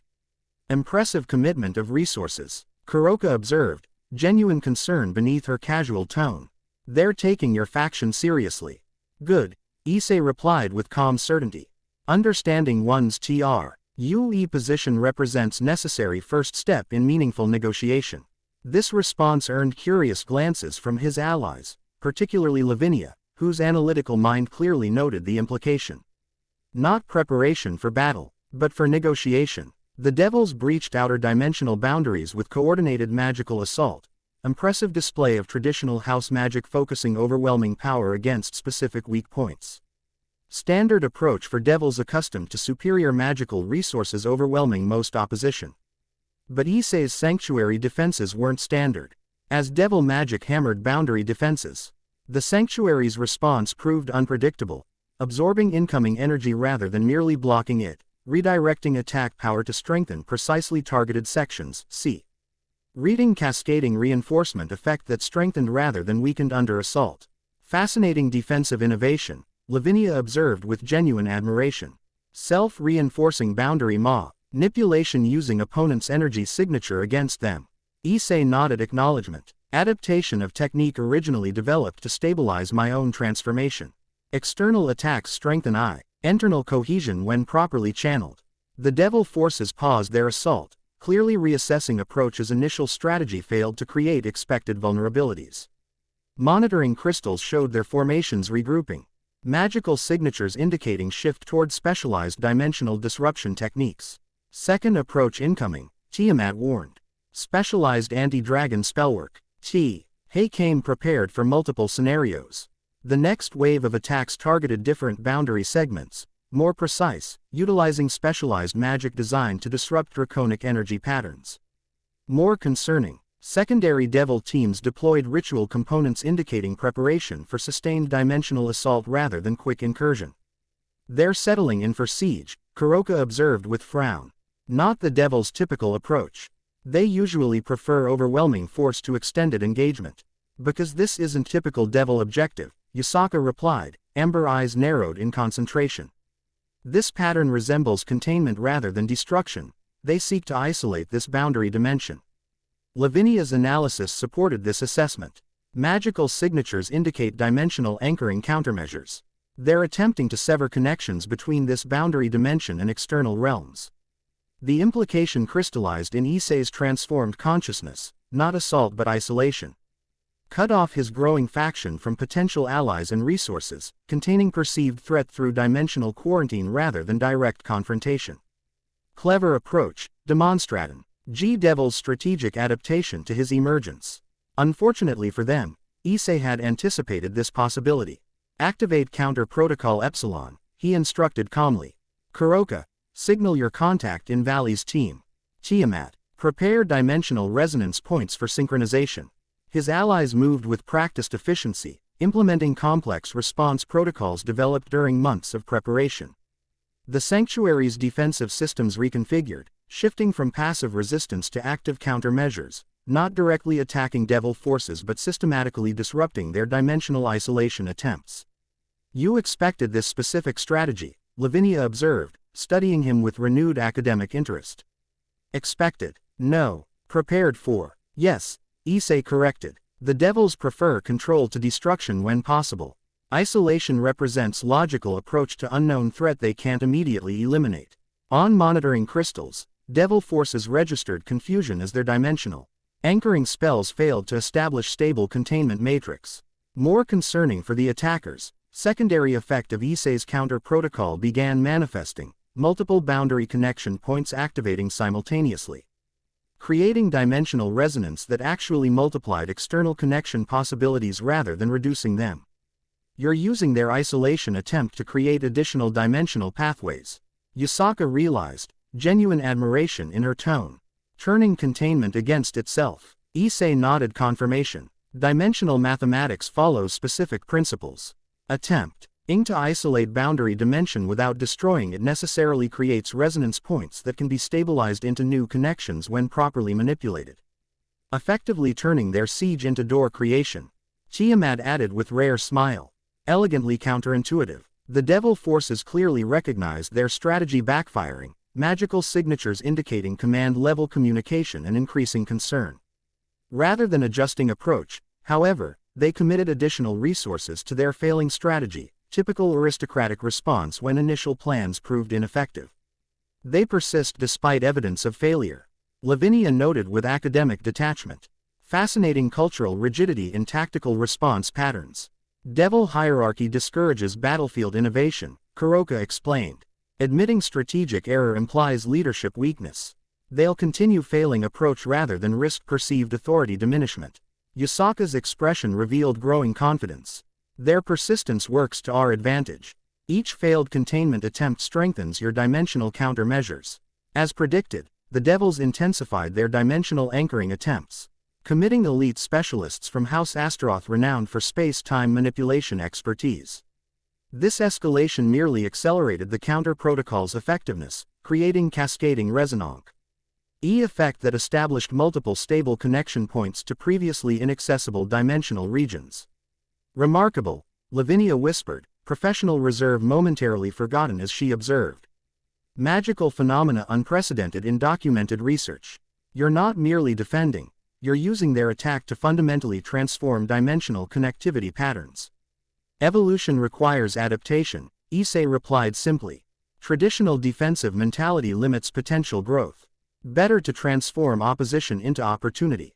This philosophy, central to Issei's approach since his transformation began, reflected fundamental difference between his emerging faction and established supernatural powers. Where traditional factions sought to maintain existing frameworks through dominance or resistance, his approach embraced transformation of limitations into catalysts for evolution. The Devil forces finally recognized fundamental failure of their strategy, magical signatures indicating retreat preparation. Not complete withdrawal, but tactical repositioning to reassess approach. Their dimensional anchoring equipment remained deployed, indicating intention to maintain presence rather than abandon operation entirely. They're regrouping, not retreating, Tiamat observed. Likely requesting reinforcements and strategic reconsideration. Perfect timing for diplomatic initiative, Issei decided, surprising his allies. Lavinia, would you be willing to serve as neutral observer for communication attempt? Your Grauzauberer affiliation provides credible impartiality. The ice magician considered briefly before nodding agreement. Observation aligns with research objectives. Documented communication between emerging faction and traditional power structure offers valuable data regarding supernatural political evolution. Yusaka, your diplomatic experience would prove invaluable during exchange, Issei continued. Particularly regarding formal alliance representation protocols. The Kyuubi inclined her head gracefully. I would be honored to participate. Though I question whether House Bail will engage diplomatically given their current commitment to force. They will when they recognize strategic advantage in communication over continued failed assault, Issei replied with quiet confidence. Devils ultimately prioritize pragmatic outcomes despite aristocratic rigidity. Preparations for diplomatic contact proceeded with remarkable efficiency, communication array established, formal protocols arranged according to supernatural diplomatic tradition, security measures implemented to protect all participants. Throughout process, Issei maintained calm certainty that fundamentally shaped his faction's approach. When Devil forces detected communication invitation, our initial response proved predictably dismissive, aristocratic pride rejecting apparent capitulation. However, accompanying magical analysis data demonstrating futility of their current strategy gradually overcame reflexive rejection. Within 30 minutes, House Bail representatives agreed to limited communication with neutral observation. They're sending Lord Saraorg, Kuroka reported, surprise evident in her tone. That's unexpected. He's Bail heir but frequently disagrees with main house leadership. Issei nodded thoughtfully. Logical selection. His reputation for honorable conduct PR. Avid's credibility while his heir status maintains house authority. Perfect diplomatic compromise. You know him personally? Lavinia inquired, continuing her meticulous documentation of proceedings. From my former existence, Issei confirmed. He stands among few devils who prioritize merit over lineage. His participation suggests internal house disagreement regarding this operation. The communication array activated, manifesting elegant magical connection between Sanctuary Command Center and Devil Foss's position. Through this dimensional window appeared Saraorg Bail, tall, powerfully Bu. Ilt young devil with short black hair and eyes reflecting unusual combination of aristocratic pride and genuine honor. His expression revealed measured assessment rather than typical devil condescension. Issei Hyodo, he addressed directly, using former name despite obvious transformation. Or do you prefer alternative designation now? Issei remains acceptable, he replied evenly. Thank you for agreeing to communication. Lord Saraorg, this confrontation benefits neither your houses nor my faction. Saraorg studied him through magical connection, gaze cataloging physical transformation with professional assessment. You've changed significantly since our last meeting. Both physically and, it appears, philosophically. Evolution extends beyond appearance, Issei acknowledged. Thog, I retain respect for your personal honor despite current circumstances. This direct reference to their previous interactions, when Issei had been merely devil pawn rather than transformed hybrid, established personal connection beneath political confrontation. Subtle but significant diplomatic approach. The devil houses consider your faction destabilizing influence in supernatural ecosystem, Saraorg stated directly. Bypassing typical aristocratic circumlocution, particularly given recent alliance negotiations with Kyoto Yukai and apparent research collaboration with European magical organizations.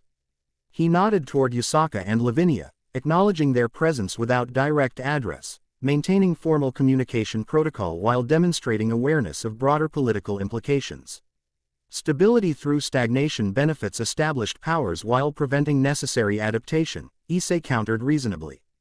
My faction represents balanced alternative rather than destructive. E-Force. New possibilities through boundary exploration rather than confrontation with existing structures. Saruorg's expression revealed genuine consideration. Remarkable response from Devil Aristocer. ACY traditionally dismissive of emerging powers. An interesting perspective. Unfortunately, House Bail leadership remains unconvinced of your peaceful intentions given prophecy implications and unprecedented power evolution. Prophecies represent possibility rather than certainty, Issei replied. My transformation indeed fulfills certain prophetic elements, but interpretation determines implementation. The true dragon of the end need not indicate destruction but rather conclusion of outdated paradigms. This philosophical framing, connecting prophecy fulfillment with constructive rather than destructive outcomes, represented sophisticated diplomatic approach far beyond his former self's capabilities. Even Yasaka appeared impressed by the nuanced positioning. Saruorg studied him with heightened interest. Your evolution clearly extends beyond physical transformation. The tactical approach demonstrated today shows strategic acumen worthy of respect regardless of factional alignment. He gestured toward the failed dimensional anchoring equipment still deployed around Devil forces. You transformed our containment attempt into opportunity for dimensional expansion. Impressive innovation deserving proper acknowledgement. This professional respect, warrior to warrior rather than political posturing, reflected Saruorg's personal character distinct from typical Devil aristocracy. It also created opening for genuine dialogue beyond immediate tactical situation. I propose mutual disengagement with formal communication channels established for ongoing dialogue, Issei offered. Our forces withdraw containment equipment while we deactivate countermeasures. Neutral observation confirms mutual compliance. Lavinia nodded agreement with proposed arrangement. The Grauzauberer can provide impartial verification of compliance from both parties if acceptable. Saruorg considered briefly before responding. Reasonable proposal given current tactical reality. However, House Bail requires certain assurances regarding your faction's territorial ambitions and alliance structures. Natural concerns, Yasaka interjected smoothly, diplomatic experience evident in her measured tone. Perhaps formal non-aggression protocols with defined communication requirements regarding significant alliance developments would address such concerns without limiting legitimate faction evolution. The negotiation proceeded with surprising effectiveness, Saruorg demonstrating unusual autonomy for Devil House representative, Issei's faction presenting reasonable positions focused on coexistence rather than confrontation. Lavinia documented proceedings with professional detachment while occasionally contributing neutral perspective regarding magical research implications. Within hour, Minera agreement emerged. Devil forces withdrawing while maintaining observation positions at respectful distance, Issei's faction providing limited transparency regarding alliance structures without compromising security. Mutual non-aggression protocols established with defined communication channels for addressing concerns. This represents significant diplomatic achievement, Yasaka observed. E-communication concluded and Devil forces began withdrawing. House Bail rarely engages emerging factions with such relative equity. Saruorg influences their approach, Issei explained. His personal philosophy differs substantially from traditional Devil aristocracy despite his heir status. Tiamat regarded him with ancient eyes containing new assessment. You leveraged personal knowledge from former existence while demonstrating evolved capabilities, effectively balancing continuity with transformation. This observation captured essential element of Issei's approach since evolution Bega. Neither abandoning former connections entirely nor remaining limited by previous identity. His transformation represented genuine synthesis rather than mere replacement or addition. The Devils will return, Kuroka noted pragmatically. This represents tactical pause rather than strategic resolution. Naturally, Issei agreed. Today established preliminary recognition rather than permanent settlement. Meaningful coexistence requires extended demonstration of mutual benefit potential. Lavinia completed her documentation with methodical precision before addressing the group. This interactee-on provides invaluable data regarding supernatural political evolution in response to paradigmatic disruption.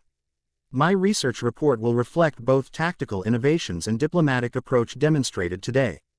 Her analytical framing reminded them of her primary purpose, academic documentation rather than political alignment. Yet something in her frozen lake eyes suggested personal interest developing beneath professional focus. Your observation provided crucial neutrality, Issei acknowledged. The research collaboration we discussed earlier would benefit from continued interaction if you're willing. The ice magician considered briefly before nodding. Continued documentation serves both academic objectives and practical stabilization efforts. I propose regular research exchange with appropriate magical protections for all parties. Yusaka observed this exchange with diplomatic perception. The foundations of genuine faction are emerging, distinctive approach to supernatural politics. Diverse capabilities through unique allies, innovative response to traditional power structures. Impressive evolution in remarkably brief timeframe. Evolution accelerates when necessity demands adaptation, Issei replied. Traditional supernatural politics created conditions requiring fundamental innovation. As they discussed immediate security measures and alliance formalization details, dimensional sensors detected new approach, different magical signature from devil forces, distinctive energy pattern familiar to Issei from his former existence. Interesting, Tiamat observed, monitoring incoming signature. Angelic manifestation approaching dimensional boundary. High-level seraph based on energy classification. Kuroka tensed visibly. Angels involving themselves directly. That's unprecedented given current political climate. Not merely any angel, Issei noted, recognizing specific signature pattern. Gabriel, heaven's most beautiful seraph and diplomatic representative. His development surprised everyone. Angels typically maintained careful distance from emerging supernatural conflicts, particularly those involving complex prophecy interpretations. Gabriel's direct approach indicated heaven's heightened interest beyond typical observation protocols. Heaven breaking traditional non-interference policy represents significant escalation, Yusaka observed with concern. Perhaps response to devil retreat rather than direct interest in your faction. Possibly, Issei acknowledged. Though Gabriel specifically suggests diplomatic rather than confrontational purpose given her traditional role. Lavinia documented this development with increased attention. Angel-devil-dragon interaction patterns represent core supernatural political framework. This deviation from established protocols indicates fundamental paradigm shift potential. The dimensional boundary rippled gently as angelic presence requested access rather than forcing entry, courteous approach contra. Sting sharply with earlier devil confrontation. Issei authorized controlled opening, establishing appropriate reception protocols while maintaining defensive readiness despite diplomatic expectations. Gabriel's manifestation proved characteristically breathtaking. Radiant beauty beyond mortal comprehension, 12 golden wings folded demurely behind slender form, expression combining compassion with ethereal detachment typical of high-level angels. Her presence filled the sanctuary with subtle light that somehow enhanced rather than overwhelmed existing illumination. Issei Hyodo, she greeted him, voice musical yet precise. Heaven observes your transformation with interest rather than concern. I come seeking understanding rather than confrontation. Her direct acknowledgement using his former name rather than prophecy designation or transformed status represented deliberate diplomatic choice, recognizing personal identity beyond supernatural classification. Lady Gabriel, Issei Respo. NDED with appropriate respect while maintaining faction leader dignity. Your approach honors us. Heaven's interest suggests broader implications beyond immediate factional developments. The Seraph studied his transformed appearance with genuine curiosity rather than evaluation or judgment. The heavenly host recognizes pattern disruption occurring throughout supernatural realms. Your evolution presents catalyst rather than merely symptom. This framing, surprisingly sophisticated for typically straightforward angelic diplomacy, indicated heaven's perspective transcended simple prophecy interpretation or power assessment. Gabriel apparently recognized fundamental transformation occurring within supernatural ecosystem itself. Pattern disruption accurately describes current developments, Issei acknowledged. Though I suggest evolution, rather than disruption, given constructive potential emerging from changes. Gabriel smiled, radiant expression conveying genuine appreciation rather than mere politeness. Perspective determines terminology. Heaven increasingly recognizes necessity for adaptation rather than mere preservation. Your approach presents intriguing possibilities worth exploring beyond traditional frameworks. Quote, this unexpected alignment with his fundamental philosophy, adaptation and evolution rather than preservation or destruction, suggested heaven's position signify Cantly differed from Devil House's reactionary response. Potentially crucial distinction for his faction's future development. I welcome Heaven's perspective, Issei replied sincerely. Particularly, given recent confrontational approach from certain Devil Houses. Balance requires diverse viewpoints beyond established power structures. Gabriel nodded agreement. Heaven observes with concern inquiry. Acing aggression from traditionally dominant factions. Your emergence provides potential counterbalance without representing direct opposition to established order. A unique position deserving proper exploration. Her diplomatic language contained remarkable substance beneath formal phrasing, subtle indication that Heaven potentially viewed his faction as stabilizing rather than destabilizing influence within supernatural ecosystem. Fundamentally different assessment from Devil House's perspective. Your presence following Devil confrontation suggests coordinated observation rather than coincidental timing. Issei noted without accusation. Heaven maintains awareness of developing situations despite apparent non-intervention policy. Gabriel's expression revealed momentary surprise at his directness before composing into diplomatic neutrality. Heaven's observation necessarily encompasses all significant supernatural developments. Though I assure you my approach represents Heaven's rest rather than reaction to Devil activities. Not entirely truthful based on subtle tells in her expression, but diplomatic fiction maintaining respective positions while acknowledging underlying reality. Sophisticated interaction beyond typical angel-dragon engagement patterns. Perhaps we might discuss Heaven's perspective more thoroughly, Issei suggested. Particularly regarding boundary dimension development and implications for traditional realm interfaces.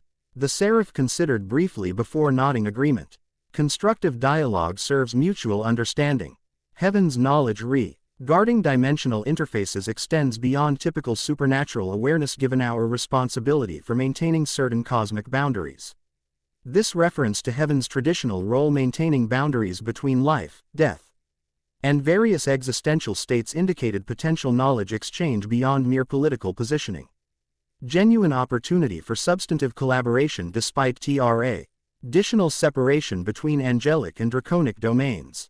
As discussion proceeded toward specific dimensional topics, Issei noted subtle shifts in his allies' responses to Gabriel's presence, Tiamat maintaining respectful distance despite historical dragon angel antagonism, Kuroka demonstrating unusual restraint in typical provocative behavior, Yusaka engaging with diplomatic precision while Lavinia observed with academic fascination.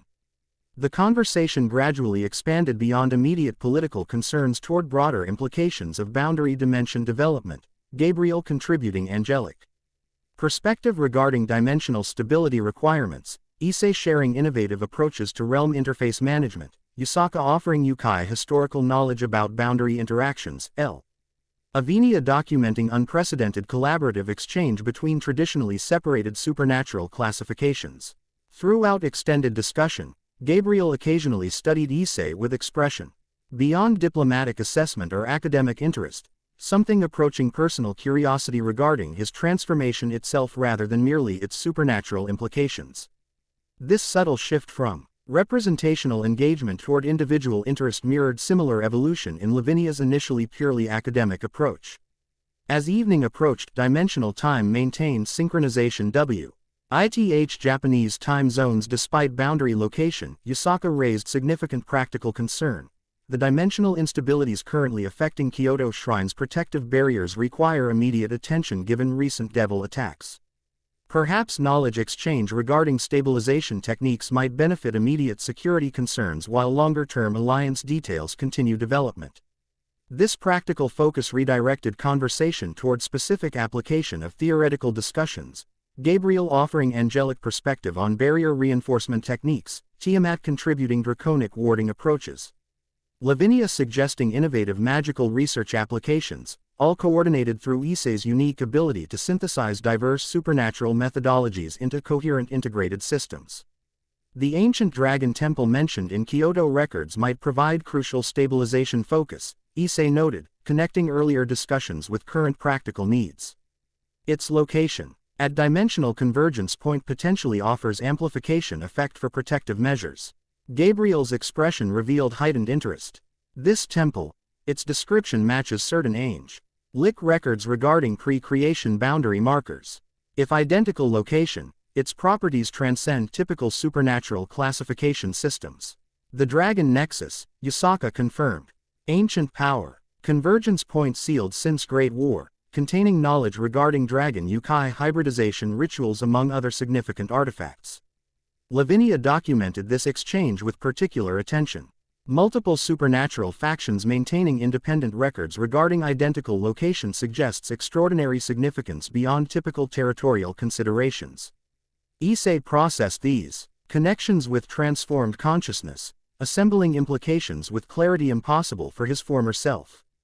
The temple's location at dimensional convergence point explains both its historical significance and current relevance to boundary stability issues.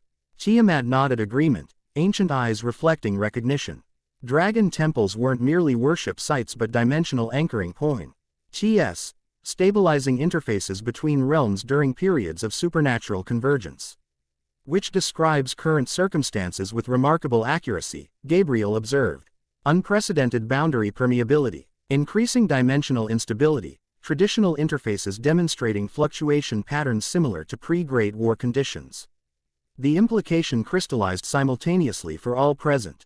The ancient dragon temple represented not merely historical site or knowledge repository but critical infrastructure for addressing current dimensional instabilities affecting multiple supernatural factions.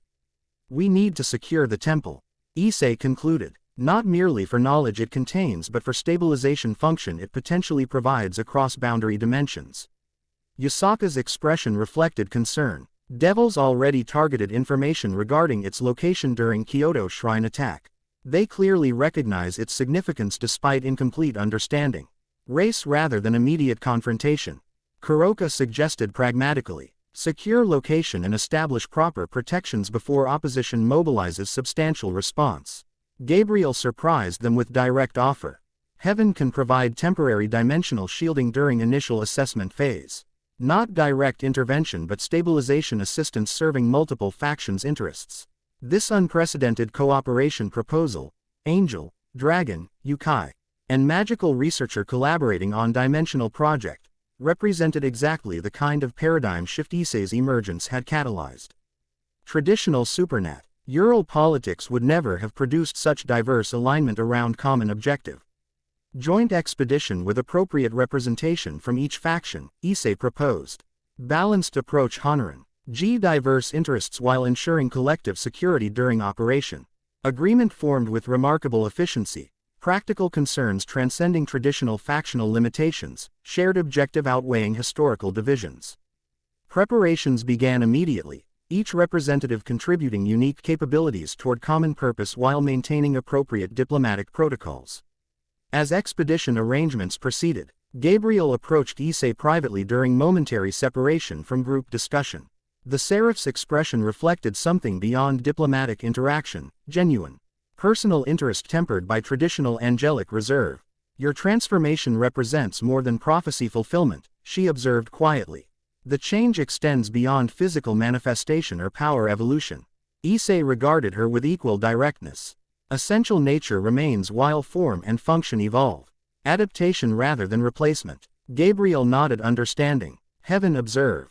With particular interest not merely what you've become but how you've directed transformation. Choice remains despite profound change, remarkable distinction from typical evolutionary patterns.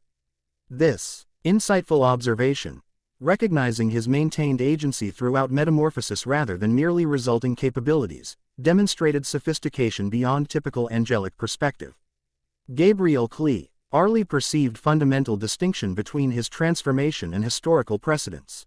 Choice defines evolution's direction rather than merely its occurrence, Issei acknowledged. What emerges from change reflects decisions made throughout process as much as catalyzing events. Something like admiration flickered across Gabriel's perfect features. Wisdom unexpected given transformation's relative youth.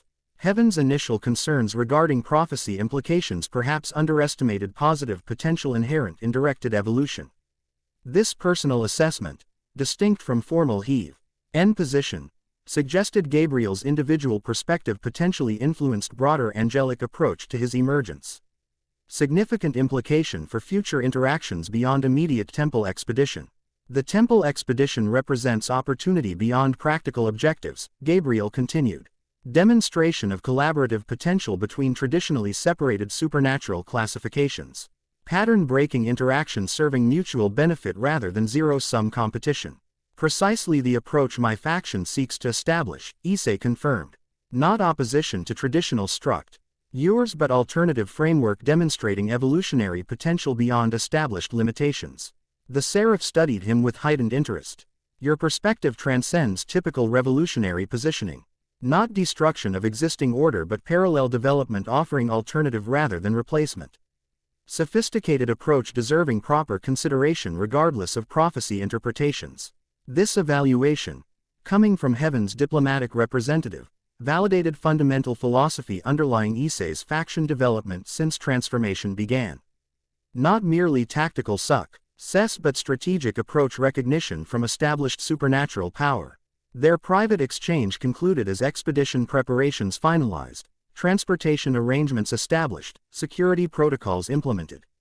Diplomatic parameters defined for joint operation.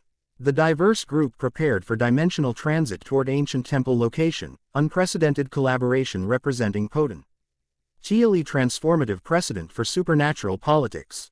As dimensional gateway prepared for activation, Issei surveyed his unlikely allies, Tiamat with ancient draconic wisdom, Kuroka with cunning survival instinct, Yasaka with diplomatic sophistication, Lavinia with academic precision, Gabriel with angelic perspective. Diverse capabilities united through shared purpose despite traditionally incompatible supernatural classifications. Whatever awaited at ancient dragon temple, knowledge, power, danger, opportunity, their collaborative approach itself represented fulfillment of transformation's true potential. Not merely personal evolution but catalyst for broader adaptation throughout supernatural ecosystem. The gateway activated, dimensional energies swirling into stable transit corridor. Issei stepped forward first, transformed being leading unprecedented alliance toward discovery that would either stabilize emerging balance or shatter traditional limitations entirely. Either outcome represented evolution rather than preservation, adaptation necessary for supernatural world trapped in cycles of stagnation and conflict. As they entered dimensional pathway together, Issei felt Sertai NTY crystallize within transformed consciousness. The prophecy naming him true dragon of the end, indeed proved accurate, but ending merely represented necessary precondition for new beginning. His transformation catalyzed not destruction but evolution, opportunity for supernatural world to transcend limitations that had constrained it since Great War established current fragile balance. The ancient Chi temple awaited, nexus point where dragon, devil, angel, yokai and human essences might converge just as they had within his transformed being.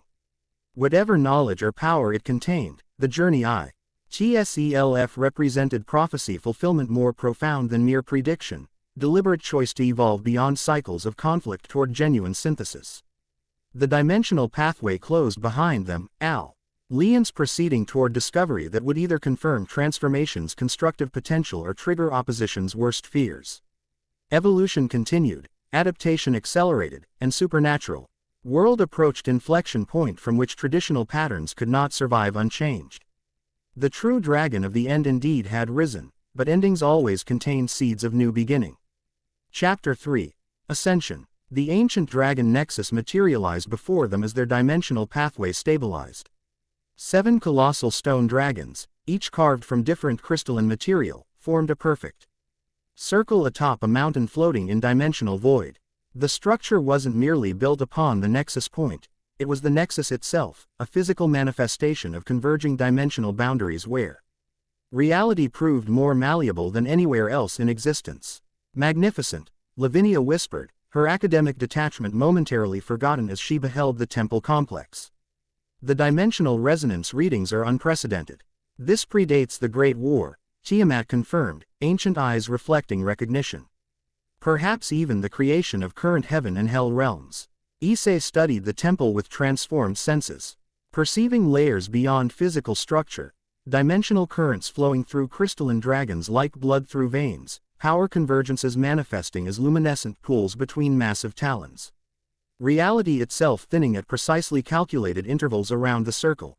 It's alive, he realized, his dual-tone voice resonating with the temple's own frequency. Not merely magical construct but semi-sentient architectural organism. Gabriel nodded, radiance dimming slightly to accommodate the temple's own luminescence. Heaven's records suggest certain boundary markers possessed limited consciousness, guardians rather than mere monuments. Yusaka approached the nearest crystal dragon, emerald serpent with scales capturing and refracting light in hypnotic patterns. The Kyoto scrolls referenced 7 guardians of convergence, but described them as entities rather than structures. Perhaps both interpretations contain partial truth. As they proceed, toward the temple's central courtyard, Issei noted how the structure subtly responded to their presence, crystalline surfaces shifting microscopically, dimensional currents adjusting flow, ambient energy redistributing around particularly powerful members like Tiamat and Gabriel. It's assessing us, Kuroka observed, her sensitive Yukai perception detecting subtle changes. Not merely passive monument but active gatekeeper. The central courtyard revealed the temple's true purpose, a circular platform inscribed with language predating any known supernatural script, surrounded by 7 distant court ritual stations positioned precisely beneath each crystal dragon's watchful gaze. At the exact center stood an obelisk of material that appeared simultaneously solid and liquid, neither stone nor metal but something transcending conventional classification. Lavinia immediately began documenting the phenomenon, magical instruments recording dimensional measurements beyond typical perception. Convergence creates dimensional pocket beyond established realms, not merely boundary space but genuinely new dimensional category. The Dragon Yukai hybridization rituals mentioned in Kyoto records, Yusaka noted, indicating specific inscriptions on nearest ritual station, though these appear to be merely one application of much broader transformative system. Issei approached the central obelisk carefully, his transformed nature resonating with the structure in ways immediately perceptible to all present. As he neared, the material shifted, responding to his proximity with patterns matching his own dual-natured energy signature. It recognizes you, Tiamat observed with rare surprise.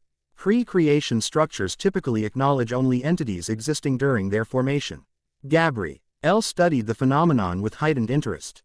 Unless designed specifically to identify future entities, prescience rather than recognition. The implication hung heavy between them. This ancient temple, predating current supernatural order, had somehow anticipated Issei's transformed existence. Not merely compatible with his unique nature but potentially created for being that had not existed until betrayal catalyzed evolution. Lavinia continued meticulous documentation while offering analytical perspective. Certain magical theorists propose retrospective causality in dimensional nexus (PO)ints, future events influencing past constructions through temporal feedback loops when reality proves sufficiently malleable. Less academic explanation, Kuroka suggested pragmatically, would be prophecy made physical. Temple built for transformation predicted even before catalyst events occurred. Issei placed one clawed hand upon the obelisk's surface. Immediate connection established. Information flooding transformed consciousness. Understanding blooming beyond language. Not mere communication but direct knowledge transfer bypassing conventional cognitive processes. The 7 dragons of creation, he spoke. Voice resonating with Temple's own frequency. Before angels fell, before devils formed, before gods established domains, 7 dragon entities established dimensional boundaries. Neither Eastern nor Western in later classification systems, but original draconic consciousness diversified across manifestation spectrum. The others watched with varying reactions as Issei access. Knowledge imprinted within Temple's semi-sentient architecture, Gabriel with cautious fascination, Tiamat with ancient recognition, Yusaka with diplomatic assessment, Kuroka with pragmatic alertness, Lavinia with academic documentation. This temple represents convergence point where 7 draconic essences overlap, Issei continued, transformed mind processing information beyond typical comprehension limitations. Not merely physical location but dimensional focal point where separated aspects can theoretically reunite under appropriate circumstances. Tiamat stepped forward, her own draconic nature responding to Temple's energy. The hybridization rituals weren't merely combining existing species but reconnecting separated aspects of original draconic consciousness. Creating something greater than sum of parts. Gabriel observed with growing understanding. Not hybrid in conventional sense but reconvergence of deliberately separated existential aspects. Yasaka's diplomatic insight. He contributed crucial perspective, explaining why diverse supernatural factions maintained fragmented records regarding this location. Each possessed partial understanding of broader phenomenon beyond their classificatory systems. Issei removed his hand from obelisk, knowledge integration continuing within transformed consciousness. The temple contains accumulated wisdom regarding transformative processes transcending conventional supernatural categories, beyond mere power amplification toward fundamental existential evolution. Lavinia completed preliminary documentation before addressing practical implication. This explains devil interest in location. Controlling transformative capability represented by temple would provide significant advantage in supernatural power structures. More concerning, Kuroka added, would be potential misapplication by beings lacking appropriate existential framework. Transformation without understanding risks catastrophic dimensional destabilization. Gabriel nodded agreement. Heaven's caution regarding prophecy interpretation now appears justified despite excessive reaction by certain factions. Such power requires wisdom beyond mere capability. As discussion continued regarding temple's implications, dimensional sensors detected approaching disturbance, significant magical signatures converging from multiple supernatural realms toward Nexus Point. It appears our discovery hasn't gone unnoticed, Tiamat observed grimly. Multiple faction representatives approaching simultaneously rather than coordinated assault. Kuroka checked paramet wards they'd established during initial exploration. Dimensional thinning around Nexus complicates defensive options. Were exposed from multiple approach vectors simultaneously. Not necessarily problem, Issei noted calmly. Transformed mind calculating implications with unprecedented clarity. Temple's position at convergence point creates opportunity for diplomatic rather than merely military resolution. Gabriel studied him with renewed assessment. You anticipated this gathering. Our expedition served catalyst function beyond mere exploration. Anticipated as possibility rather than certainty, Issei clarified. Temple's significance transcends factional interests. Gathering representatives creates opportunity for substantial rather than merely superficial supernatural restructuring. Yasaka's diplomatic experience immediately recognized implications. Neutral ground where traditional power structures necessarily operate outside typical hierarchical frameworks.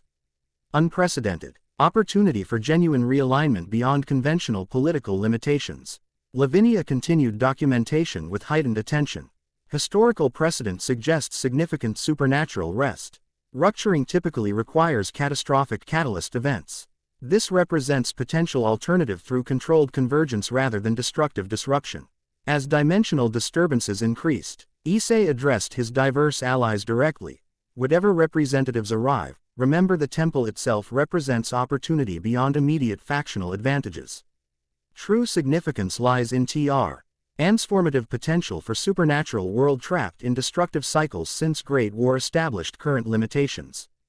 The first dimensional pathway stabilized, manifesting representatives from Devil Society, not merely House Baal forces anticipated after previous confrontation, but formal delegation including Searsex Lucifer himself, accompanied by Graphia Lucifuge and Ajuka Beelzebub.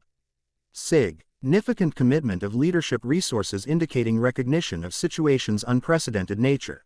Before diplomatic exchange could begin, second pathway manifested, angelic delegation led by Michael himself.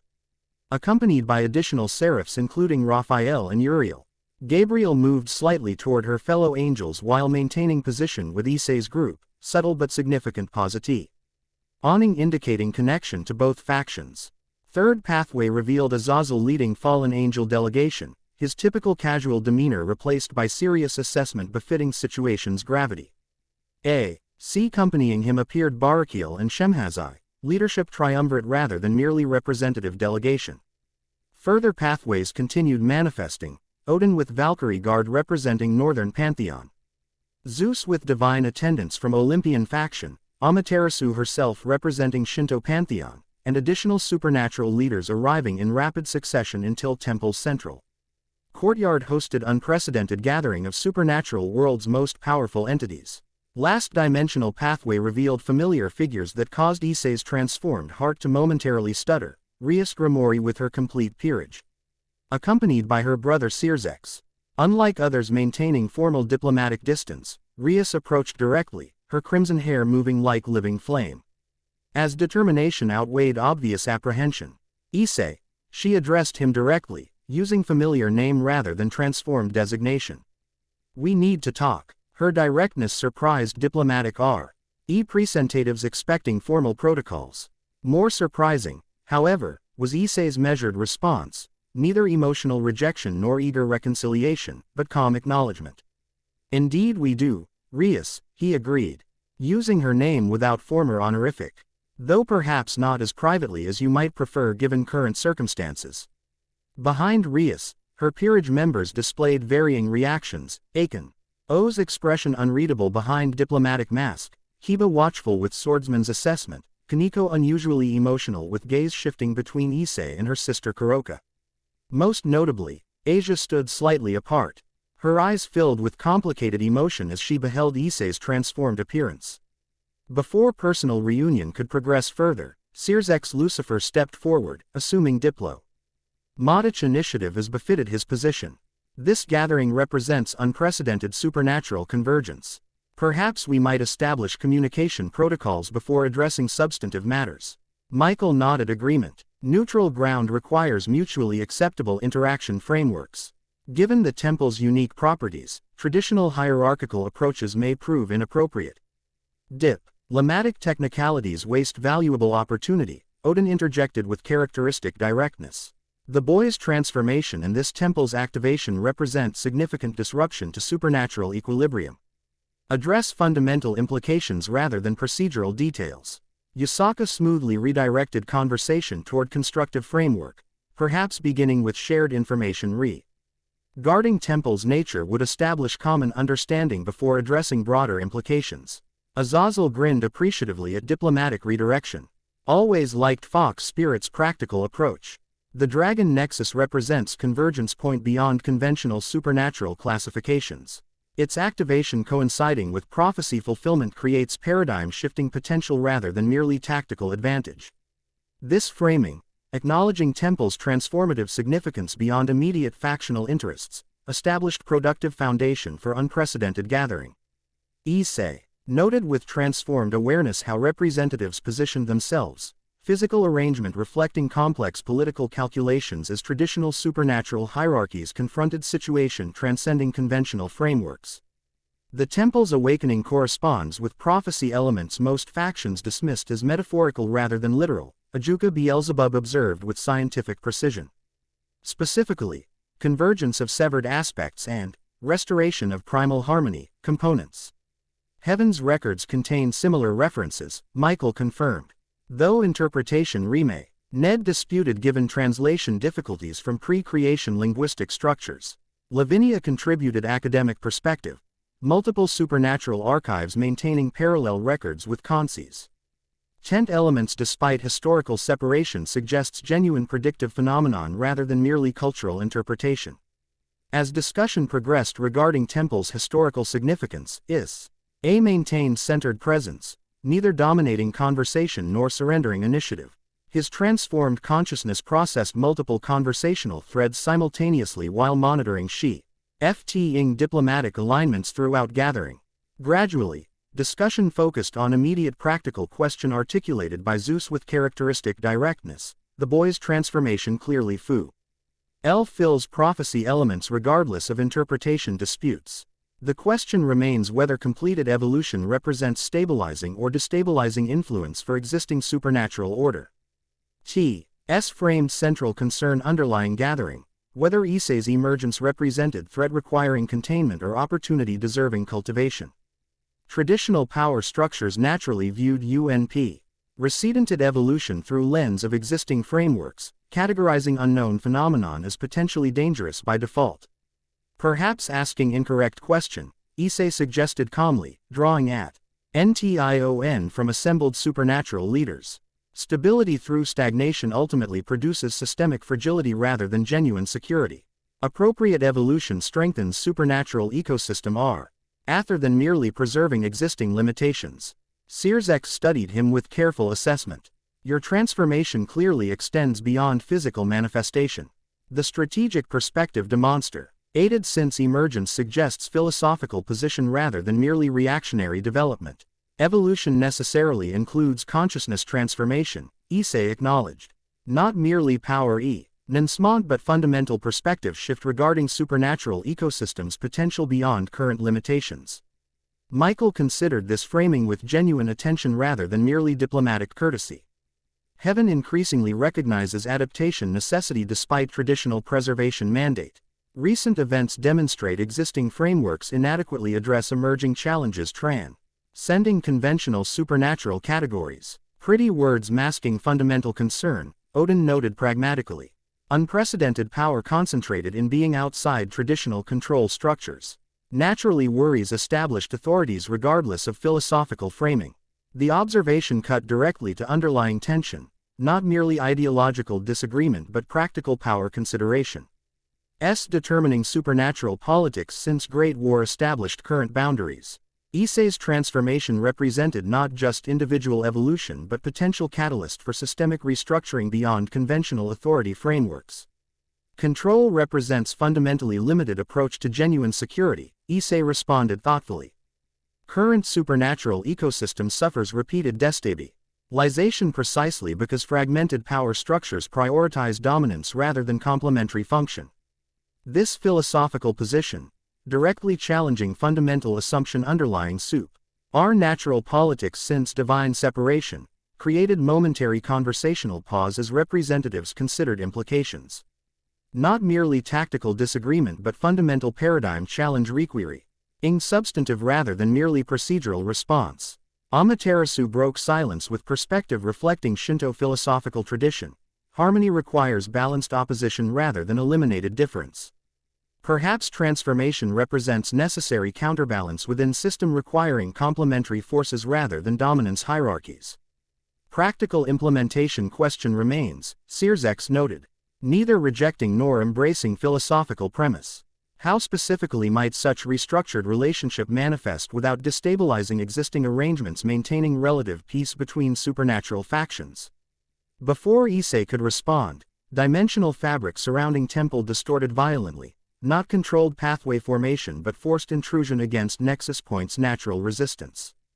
The disruption manifested group all present recognized despite varying factional alignments.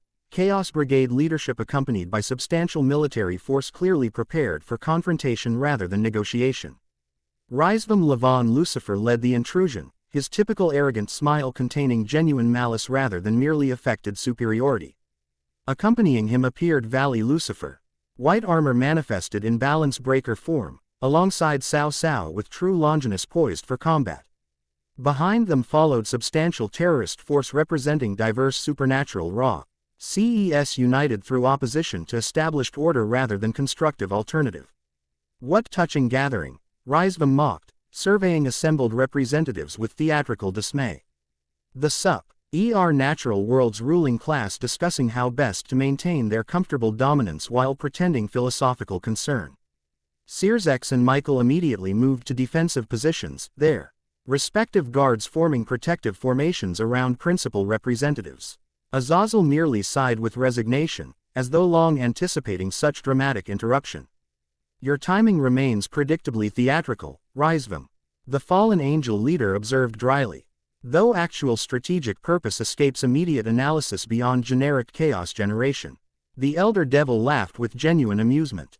Purpose. The dragon nexus awakens, prophecy fulfillment manifests, unprecedented gathering occurs, and you question our interest. This represents perfect convergence of factors for implementing fundamental rather than merely cosmetic supernatural restructuring. Valley stepped forward, his attention fixed entirely on Issei despite assembled supernatural leaders. You've evolved considerably since our last encounter. The power signature transcends mere sacred gear manipulation towards something genuinely unprecedented. Evolution extends beyond power acquisition, Issei replied calmly. Assessing former rival with transformed perception. Your path remains constrained by oppositional framework despite considerable capability. The White Dragon Emperor's eyes narrowed behind helmet visor. Philosophical posturing masks fundamental reality. Power determines possibility regardless of ideological framing. A perspective deserving empirical testing, Issei acknowledged without hostility, though perhaps not immediately given current diplomatic considerations. Their exchange, while personally significant, represented merely secondary thread within broader confrontation develop. Ping between Chaos Brigade leadership and established supernatural authorities. Rizvam clearly intended disruption rather than merely dramatic entrance, his forces positioning for strategic advantage throughout Temple Complex. The Dragon Nexus represents transformation catalyst beyond conventional supernatural understanding, Rizvam announced with uncharacteristic seriousness. Its activation C.O. in sitting with prophecy fulfillment creates unprecedented opportunity for fundamental restructuring beyond superficial political adjustments. Cao Cao raised True Longinus slightly, its divine aura resonating with Temple's convergent energies. The existing supernatural order fundamentally fails addressing humanity's position within cosmic hierarchy. Restructuring requires decisive catalyst rather than incremental accommodation. Michael addressed terrorist leaders directly, his angelic authority evident despite diplomatic setting. Destructive approaches inevitably produce unintended consequences regardless of ideological justification. Genuine transformation requires wisdom beyond merely oppositional positioning. Philosophical debate masks practical reality, Rizvam countered with dismissive gesture. The temple's activation creates immediate opportunity transcending conventional limitations. Whoever controls transformation process determines resulting supernatural paradigm regardless of ethical considerations. This framing clarified Chaos Brigade's strategic objective beyond mere disruption, controlling nexus point during critical activation phase to influence resulting supernatural restructuring according to their ideological position. Not merely terrorist demonstration but attempted evolutionary hijacking with cosmic implications. Surprisingly, Valley separated slightly from Rizvim's position, his focus remaining on Issei rather than broader confrontation. The transformation interests me more than political posturing. What exactly are you becoming, Hyodo Issei? He question contained genuine curiosity beneath competitive assessment, perhaps first authentic communication between rivals since Issei's evolution began. Before he could respond, however, Rias Grimoire Y stepped forward with unexpected directness. His transformation began with betrayal, she stated flatly, addressing assembled representatives rather than merely Issei. Specifically, my betrayal on prophecy provided by certain devil houses with questionable motivations. This public acknowledgement, devil aristocrat openly admitting responsibility before unprecedented supernatural gathering, created momentary conversational pause. Not merely personal confession but political positioning with significant implications for subsequent developments. The prophecy itself proved accurate despite questionable interpretation. Sears noted carefully, neither defending nor condemning his sister's actions.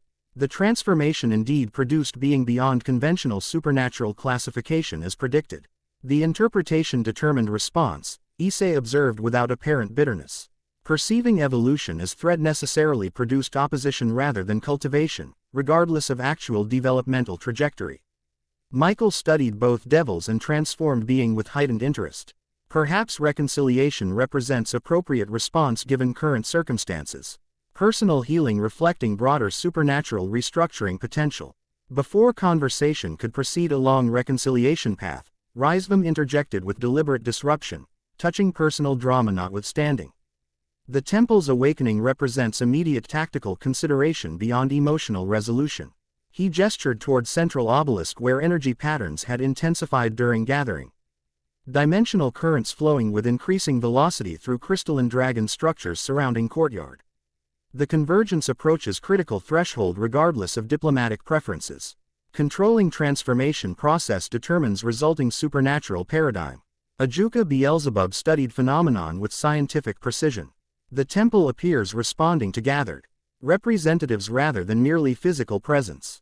Convergent energies specifically resonating with diverse supernatural signatures present within activation radius. Lavinia continued documentatio. While offering analytical assessment, energy pattern suggests deliberate gathering rather than merely coincidental accumulation. The temple apparently requires diverse supernatural representation for complete activation sequence. This observation significantly altered situational understanding, not merely passive monument activated by external factors but semi-sentient system implementing specie. FIC procedural requirements for transformation process. The unprecedented supernatural gathering suddenly appeared potentially deliberate rather than merely coincidental. 7 ritual stations, Yusaka noted thoughtfully. 7 crystal dragons. 7 primary supernatural classifications represented within current gathering. Coincidence seems increasingly improbable given accumulating evidence. Gabriel studied central obelisk with heightened attention. Heaven's fragmentary records referenced. Conclave of 7, requirement for complete dimensional restoration. Perhaps literal rather than me. Rely metaphorical interpretation proves appropriate given current manifestation. The temple requires representatives from 7 supernatural classifications for complete activation, Issei confirmed. Transformed consciousness integrating information streams from multiple sources simultaneously. Not merely presence but willing participation in convergence ritual reconnecting separated aspects of original creation pattern. This clarification transformed confrontational gathering into something potentially collaborative despite opposing ideological frameworks. Not dominance competition but participation requirement transcending conventional supernatural politics towards something genuinely unprecedented. Rizvim's expression revealed momentary calculation beneath theatrical presentation. Interesting development. Participation rather than merely control determines transformation outcome. Question becomes which representatives most appropriately embody respective supernatural classifications. The framing cleverly shifted confrontation toward selection competition, representatives vying for participation eligibility rather than merely opposing terrorist disruption. Strategic reposity. Awning allowing Chaos Brigade potential legitimate role within activation process despite established authorities' natural opposition. The temple itself apparently determines appropriate representatives, Tiamat observed, indicating subtle energy connections forming between crystal dragons and specific individuals throughout gathering. Resonant patterns emerging independent of political designations or factional alignments. As attention focused on developing energy connections, patterns became increasingly visible to supernaturally sensitive perception, crystalline dragons establishing resonant NT links with 7 specific individuals among assembled representatives, regardless of factional alignment or political designation. The sapphire dragon connected with Tiamat herself, ancient recognite. Ion between equals transcending current supernatural classifications. The emerald dragon established resonance with Yusaka, Yukai connection drawing upon Kitsune's natural harmony with boundary conditions.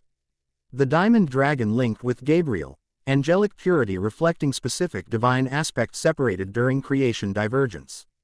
Most surprisingly, the obsidian dragon connected with Kuroka, Nekosho. Yu's unique relationship with darkness and balance representing aspect typically misclassified within conventional supernatural frameworks. The ruby dragon established resonance with Lavinia Rennie, Issei. Agishin's academic pursuit embodying specific knowledge aspect essential for balanced restoration. The golden dragon connected with Assia Argento, former holy maiden's healing capability representing Fu. NDA mental restoration principle transcending factional limitations despite her devil reincarnation.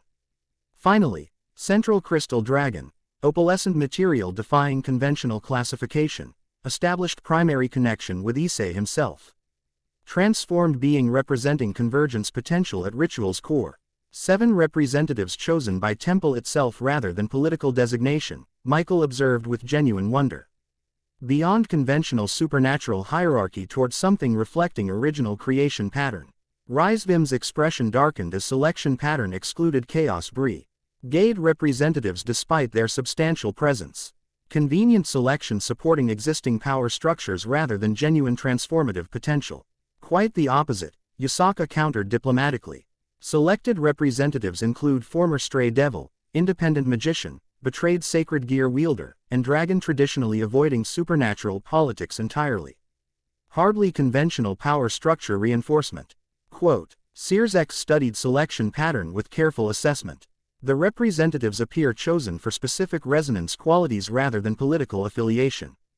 Personal connection with Issei Hyodo represents only consistent factor across selections.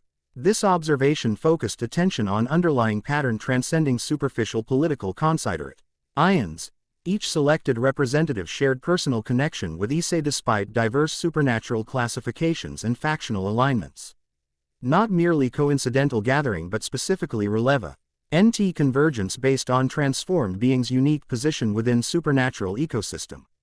The prophecy elements regarding convergence through catalyzing vessel suddenly appear literally rather than metaphorically appropriate.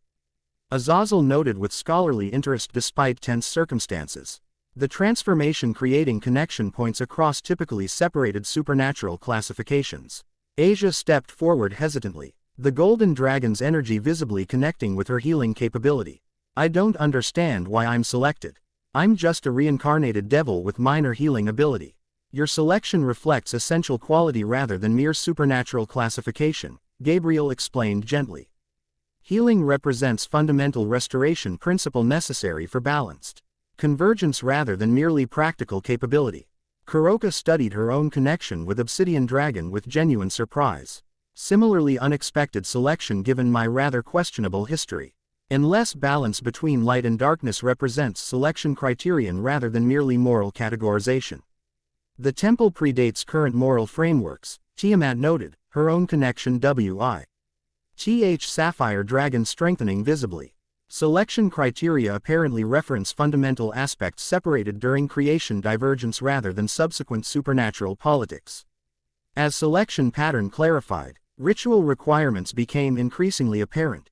Each representative needed a central position beneath respective crystal dragon, contributing specific essential quality toward convergence process with Issei himself at Obelisk Center.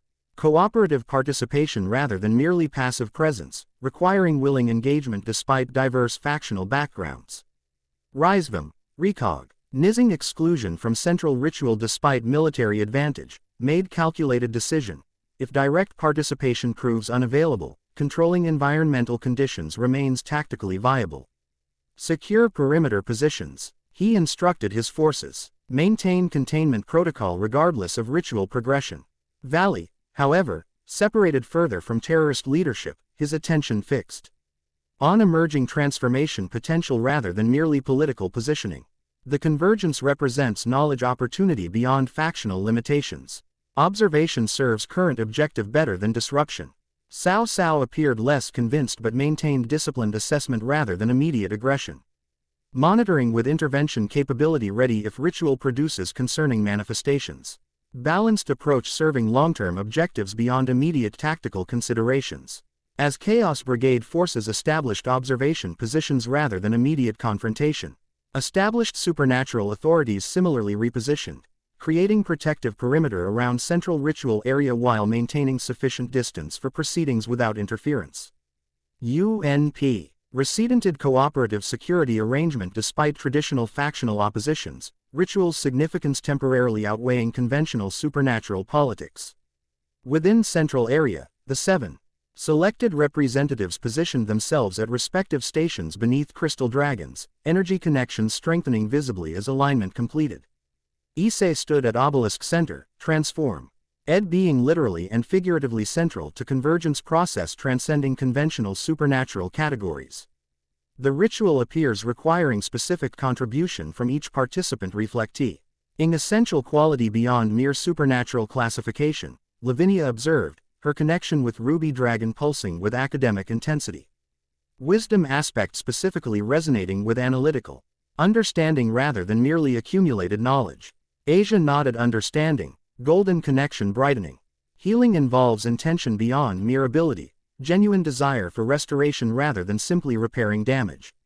Balance requires acknowledging darkness and light as complementary rather than oppositional, Kuroka added, obsidian energy swirling around her form. Accepting Shadow W aspects as essential rather than merely tolerated components. Gabriel's diamond connection illuminated her angelic form with prismatic radiance. Divine aspect contributing purity of purpose rather than merely celestial classification, intention transcending hierarchical frameworks toward fundamental harmony. Yasaka's emerald resonance flowed like living current between human and kitsune aspects of her nature. Boundary harmony representing connection rather than separation, between realms, between classifications, between seemingly opposed categories. Tiamat's sapphire energy contained ANC, iant recognition transcending current supernatural limitations. Original pattern memory, connection with creation framework predating current divergent manifestations and subsequent hierarchical developments. At center, Issei's opalescent connection integrated diverse energies flowing through transformed consciousness, not merely receiving contributions but actively synthesizing seemingly disparate aspects into coherent convergent pattern. His transformed nature specifically enabling integration impossible within conventional supernatural frameworks relying on categorical separation rather than fundamental harmony. The ritual initiated without conventional magical invocation, temple itself implementing predetermined sequence once appropriate representatives aligned properly with respective positions. Energy flowed through crystalline dragons into central obelisk, creating intricate pattern resembling dimensional map extending beyond conventional supernatural cosmology. As ritual progressed, dimensional fabric surrounding temple responded, boundary conditions becoming increasingly permeable as convergence strengthened connections between typically separated realms. Not destructive disruption but controlled harmonization. Restoring communication pathways degraded since original creation divergence established current supernatural limitations. Observing representatives watched with varying reactions, Michael and angelic delegation with reverent wonder, Seersex and devil contingent with cautious assessment, Azazel with scholarly fascination, Pantheon representatives with diplomatic calculation. Most notably, Riest Ramori observed with complicated emotion, witnessing direct consequences of actions that catalyzed transformation initially perceived as merely prophetic threat. Within ritual circle, participants experienced direct connection transcending conventional communication, understanding flowing between diverse representatives without linguistic limitation or conceptual barrier. Each contributing essential quality while receiving expanded perspective beyond typical supernatural framework, healing connecting with darkness, wisdom with divine purity, boundary harmony with ancient memory. All integrating through Issei's transformed consciousness serving catalytic vessel function. As convergence strengthened, unexpected manifestation occurred, dimensional pathway forming beyond typical supernatural transit capabilities, connecting nexus point with conceptual space typically inaccessible within current cosmological limitations. Through this unprecedented connection, appeared entity recognizable to draconic representatives despite rarely manifesting within conventional dimensions. Great Red, the Apocalypse Dragon, true dragon of dreams, manifested partial presence. Without fully entering physical dimension, massive draconic forms simultaneously present and absent as dimensional limitations proved insufficient constraining supreme draconic manifestation. Accompanying this unprecedented appearance, Ophis materialized fully beside ritual circle, infinite dragon god observing convergence with rare expression suggesting genuine interest rather than merely habitual observation. Pattern restoration progresses beyond theoretical parameters, Ophis noted, infinite eyes assessing ritual with unprecedented attention. Convergence approaching original creation framu. Orc rather than merely symbolic representation. Great Red made no conventional communication but dimensional presence itself conveyed recognition, supreme draconic consciousness acknowledging ritual's significance beyond typical supernatural developments warranting direct attention despite traditional non-intervention policy. Not merely observing but actively permitting boundary thinning necessary or complete convergence despite potential dimensional instability risks typically preventing such manifestation. The ritual reached critical threshold, 7 energies fully harmonized through Issei's integrating consciousness. Creating unified pattern transcending individual contributions while maintaining essential distinct qualities. Not homogenization but genuine synthesis, unity through diversity rather than despite difference. At this crucial moment, dimensional fabrics surround temple distorted violently, not natural progression but deliberate external interference attempting ritual disruption. Not Chaos Brigade forces maintaining observation positions but new intrusion manifesting through unauthorized dimensional pathway formed through combined devil and fallen angel magic specifically. Designed breaching temple's natural protections. Through this disruptive intrusion appeared combined force led by devil houses traditionally opposing Grimoire influence alongside fallen angel faction rejecting Azazel's moderate leadership. Not merely political opposition but fundamentalist elements from multiple supernatural factions united through opposition to perceived threat against establish order regardless of potential benefits. The abomination must not complete transformation. Declared leading devil, elaborate ceremonial armor bearing House Baal's traditional crest despite clearly operating without current House leaders' authorization. The prophecy warns destruction of supernatural order through convergence completion. Dimensional boundaries exist, maintaining necessary separation between incompatible existence categories. Added fallen angel general, 12 wings manifesting battle configuration. Forced convergence threatens foundational stability regardless of apparent harmonization indicators. This unexpected interruption, representatives from established supernatural factions opposing ritual despite leadership present at gathering, demonstrated fundamental challenge. GE facing transformation beyond merely political resistance. Not simply authority concerns but genuine existential anxiety regarding change itself, fear of unknown possibilities outweighing potential benefits despite substantial evidence supporting positive outcome potential. The ritual participants maintained focus despite disruption, convergence process approaching completion threshold beyond conventional interruption capabilities. However, attackers deployed specialized anti-transformative measures specifically designed countering prophecy fulfillment, ancient artifacts, forbidden magic, and sacrificial techniques indicating extensive preparation beyond merely reactionary response. Established supernatural authorities responded with unexpected unity, Searsex, Michael, and Azazel moving simultaneously to counter unauthorized interruption despite representing traditionally opposed factions. Not mere diplomatic cooperation but genuine defensive alliance protecting transformation process. They had originally viewed with considerable suspicion. The convergence represents essential adaptation rather than merely optional development, Michael declared, 12 golden wings manifesting full angelic authority. Opposition based in fear rather than wisdom serves no faction's genuine interests regardless of temporary comfort preservation. Unauthorized intervention violates fundamental diplomatic protocols regardless of motivational framework, Searsex added, power of destruction manifesting with controlled precision rather than merely overwhelming force. The gathering established observation parameters through consensus rather than unilateral action. Most surprisingly, Chaos Brigade forces under Valley's immediate command repositioned supporting ritual protection rather than exploiting chaos for separate advantage. White Dragon Emperor apparently recognizing transformation significance beyond merely factional opportunity despite traditional oppositional positioning. The convergence completes regardless of interference, Valley observed with unexpected insight. Opposition merely determines whether harmonious or catastrophic manifestation results from inevitable transformation. Strategic wisdom supports controlled completion rather than forced disruption. Within Ritual Circle, participants maintained connection despite external chaos, 7 representatives contributed respective essential qualities while Issei integrated increasingly powerful convergent energies through transformed consciousness. The process approached completion threshold where internal momentum would render external interference irrelevant regardless of applied countermeasures. However, specialized anti-transformative measures deployed by interrupting forces created specific vulnerability targeting connection between Asia's healing aspect and Ritual's integrated framework. Golden energy link fluctuating under focused disruption attempting severing convergence's restorative component necessary for balanced completion.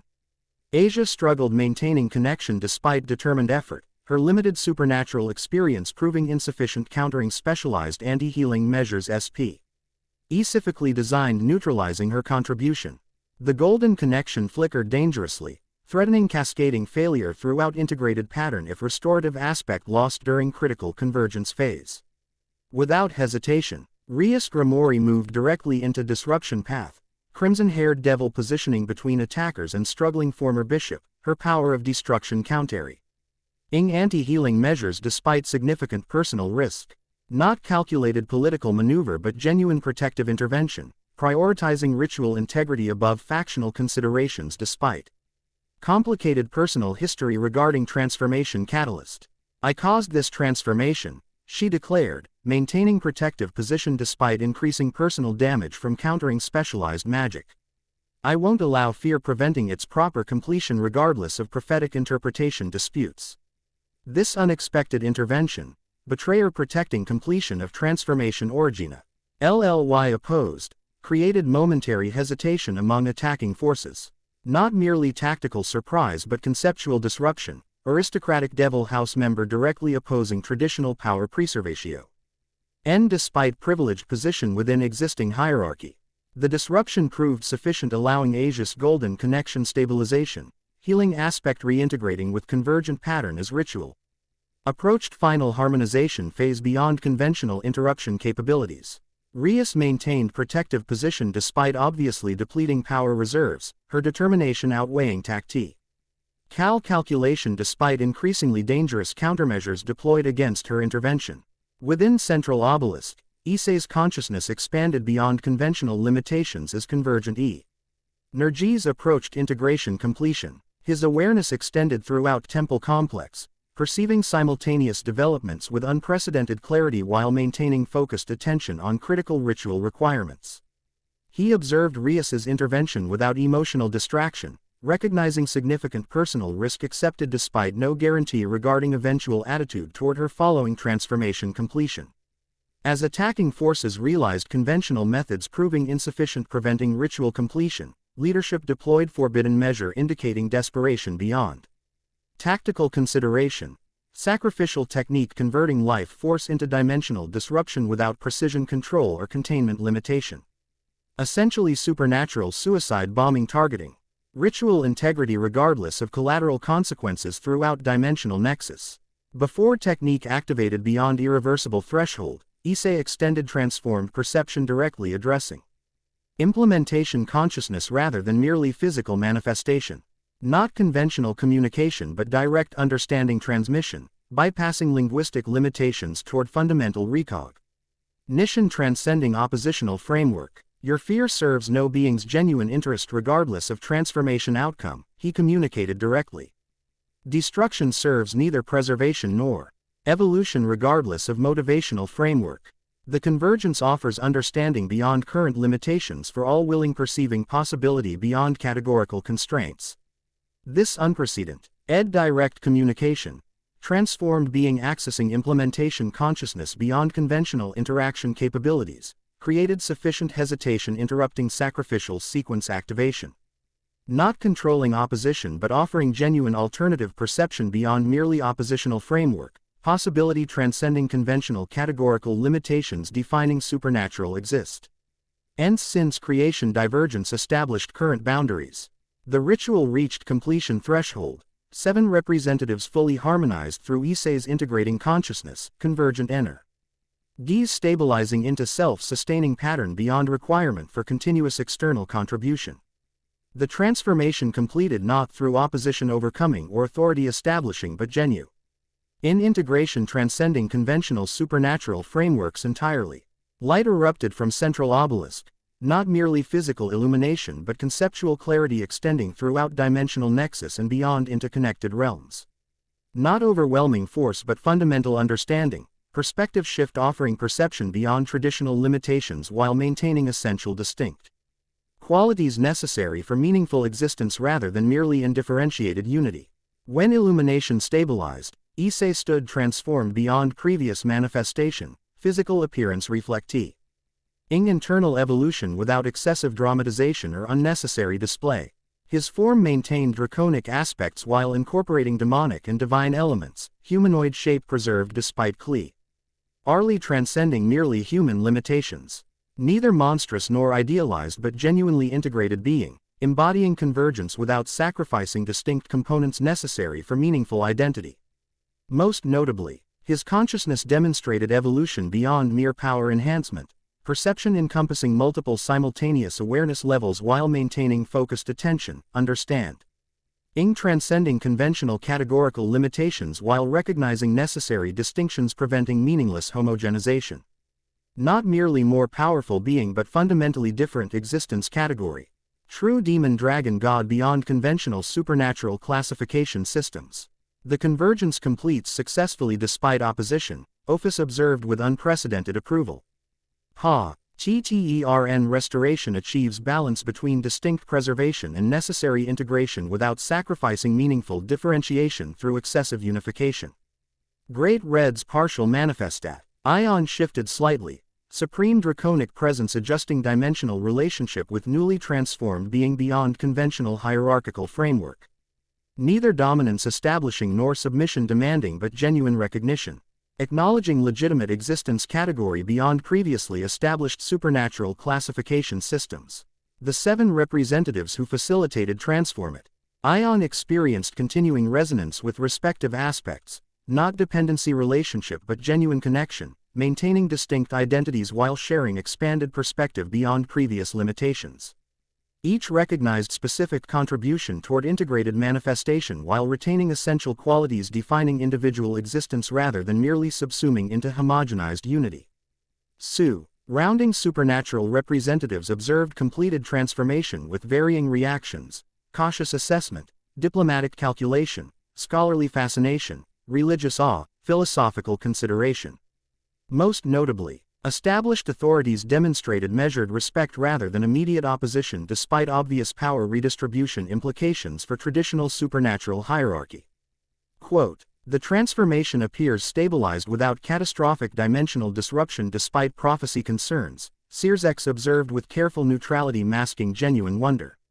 The question becomes how this unprecedented manifestation interfaces with existing supernatural structures beyond immediate convergence implications. Michael nodded agreement. Integration rather than merely addition or replacement represents significant adaptation challenge for established frameworks regardless of peaceful manifestation characteristics. Azazel approached transformation circle with scholarly interest overcoming prudent caution. The energetic signature suggests multidimensional consciousness beyond conventional perception limitations while maintaining focused presence within primary manifestation plane. Fascinating adaptation beyond typical evolutionary parameters. Issei addressed gathered representatives with dual-toned voice achieving perfect harmony rather than merely simultaneous producti. Transformed being communicating genuine integration rather than merely combined aspects. The convergence completes successfully through cooperative participation rather than oppositional dominance. The transformation offers opportunity beyond merely personal evolution toward genuine supernatural ecosystem adaptation according to original creation pattern despite subsequent divergence limitations. This framing, focusing on systemic opportunity beyond merely individual enhancement, established fundamental philosophical position transcending conventional supernatural politics. Not merely power. Full being demanding recognition but genuinely new paradigm offering alternative framework beyond traditional categorical limitations defining supernatural existence since Great War established current boundaries. Practical implementation question remains despite philosophical appeal, Sears noted, neither rejecting nor embracing transformative potential. How specifically might existing supernatural structures adapt accommodating unprecedented manifestation without destabilizing functional aspects maintaining relative peace despite traditional limitations? Through boundary dimension development beyond merely transit function toward genuine territorial manifestation, Issei explained with transformed clarity. The dimensional nexus demonstrates connection potential beyond separation necessity, allowing distinct preservation while enabling meaningful interaction without categorical limitation imposition. The proposal represented genuine innovation beyond typical supernatural ICS, boundary dimensions evolving beyond merely transit spaces toward legitimate territorial manifestation where diverse supernatural classifications could interact without conventional hierarchical frameworks imposing arbitrary limitations based on categorical separation rather than functional necessity. Essentially establishing parallel dimensional framework alongside existing supernatural territories. Azazel translated with scholarly precision, neither replacing nor merely supplementing current structures but offering alternative interaction space beyond conventional limitations while maintaining distinct realm preservation for beings preferring traditional frameworks. Exactly, Issei confirmed with appreciative nod. Evolution requires optionality beyond merely replacement or preservation dichotomy. Parallel development allows experimental adaptation without forcing immediate systematic transformation beyond comfortable implementation capacity. This moderate approach, offering innovation without demanding immediate complete restructuring, created space for diplomatic consideration beyond reflexive opposition based in categorical preservation regardless of functional limitations. Not revolutionary destruction but evolutionary adaptation, maintaining valuable aspects while addressing problematic limitations through supplemental structures rather than merely wholesale replacement. The boundary dimension your faction currently occupies would serve developmental prototype demonstrating functional implementation beyond merely theoretical framework, Michael observed with genuine interest rather than merely diplomatic courtesy. Perhaps supervised observation with mutual exchange protocols might facilitate understanding beyond abstract conceptualization. Reasonable, P.P. Roach establishing practical foundation for theoretical potential, Sears agreed, political calculation evident beneath diplomatic phrasing. Though specific interaction protocols require careful development ensuring appropriate security while enabling meaningful exchange beyond conventional limitations. As established supernatural authorities engaged constructive consideration rather than reflexive opposition. Riesvam observed proceedings with calculating assessment. Terrorist leader recognizing transformative potential beyond immediate disruption opportunity despite ideological framework. K traditionally prioritizing system destruction rather than parallel development. Fascinating repositioning beyond conventional revolutionary parameters, he observed with genuine intellectual appreciation despite oppositional alignment. Creating alternative rather than merely destroying existing structures represents unexpectedly sophisticated approach deserving proper consideration regardless of implementation probability within current supernatural limitations. Valley separated further from terrorist leadership, approaching transformation circle with competitive assessment transcending merely oppositional positioning. Your evolution achieved integration beyond conventional parameters despite catalyzing through betrayal rather than deliberate cultivation. Impressive adaptation deserving G recognition regardless of continuing rivalry aspects between our respective manifestations. This acknowledgement, rival recognizing genuine achievement beyond merely increased power, represented significant personal development paralleling broader supernatural adaptation potentially emerging from transformation beyond conventional categorical limitations. Not merely power hierarchy rearrangement b. Fundamental perspective shift regarding existence itself, possibility transcending traditional oppositional frameworks defining supernatural relationships since creation divergence established current boundaries. Within transformation circle, the 7 representatives who facilitated convergence experienced continuing connection with Issei despite ritual completion, not dependency relationship but genuine resonance. Distinct beings sharing perspective beyond conventional limitations without sacrificing essential individual qualities. Each recognized specific relationship potential developing from shared transformative experience despite diverse supernatural backgrounds and previous interaction patterns. Tiamat approached Issei directly, ancient eyes reflecting recognition transcending conventional hierarchical assessment. The convergence achieved genuine integration beyond merely combined aspects. Your manifestation represents legitimate existence category beyond previous classifica. Cheon parameters regardless of developmental origination through catalytic circumstances rather than deliberate cultivation. Integration necessarily maintains essential distinct qualities while establishing genuine connection beyond merely parallel existence. Issei acknowledged, transformed consciousness communicating understanding beyond conventional linguistic limitations. Your participation facilitated memory aspect essential for balanced manifestation regardless of previous relationship complexities. Kuroka observed their interaction with characteristic perception beneath casual demeanor. The connection extends beyond merely ritual function toward continuing resonance between participating consciousness aspects. Interesting development deserving proper exploration beyond immediate manifestation considerations. This observation highlighted significant personal implication beyond broader supernatural politics, 7 representatives developing genuine connection with transformed being through shared experience transcending conventional interaction limitations. Not merely political alliance or tactical cooperation but authentic resonance between beings representing diverse natural categories traditionally separated through arbitrary classification systems rather than functional necessity. Asia approached hesitantly, her golden connection still visibly linking with Issei's transformed manifestation despite ritual completion. The healing connection remains active despite convergence completion. Does this mean continuing relationship beyond immediate transformation function? Gabriel answered with gentle wisdom reflecting divine understanding beyond merely angelic classification. The ritual established connection reflecting essential qualities rather than merely temporary functional relationship. The resonance continues because genuine harmony manifested rather than merely operational cooperation regardless of categorical distinctions typically separating participants within conventional supernatural frameworks. Yasaka considered broader implications with diplomatic precision. 7 representatives from diverse supernatural backgrounds establishing continuing resonance with transformative manifestation creates potential alliance framework transcending conventional political limitations. Interesting development beyond immediate ritual significance.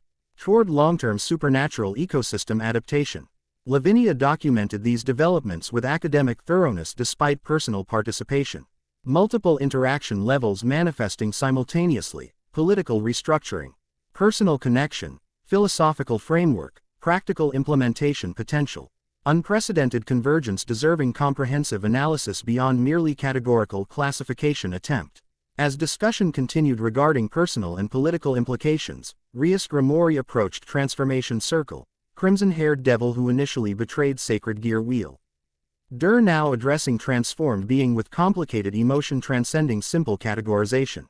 Her intervention protecting ritual completion despite previous opposition created ambiguous relationship status requiring direct communication beyond political positioning. Issei, she addressed him directly, using familiar name despite obvious transformation beyond previous identity. My actions catalyzed your transformation through betrayal based in fear rather than genuine understanding. Whatever you've become, the origin remains my responsibility regardless of subsequent developments. The acknowledgement, direct responsibility acceptance without qualification or justification, represented genuine personal growth beyond merely political positioning. Not diplomatic maneuver but authentic communication. Accepting accountability regardless of potential consequences within supernatural hierarchy traditionally prioritizing appearance beyond genuine understanding.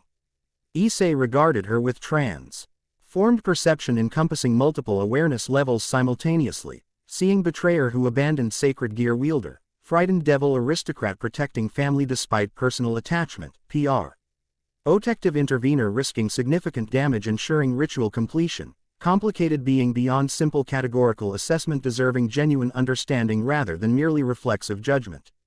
The catalyst bears responsibility without determining developmental trajectory, he responded with dual-toned harmony achieving perfect balance between distinct aspects.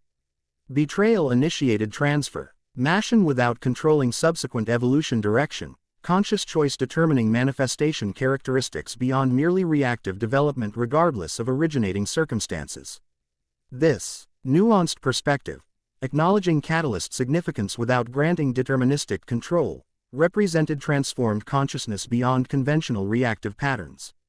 Not forgiveness negating legitimate injury nor condemnation ignoring contextual complexity, but genuine understanding transcending simplistic moral categorization toward authentic recognition beyond traditional supernatural limitations. The transformation completion creates opportunity beyond merely personal resolution, Issei continued, addressing broader gathering while maintaining direct connection with Rias.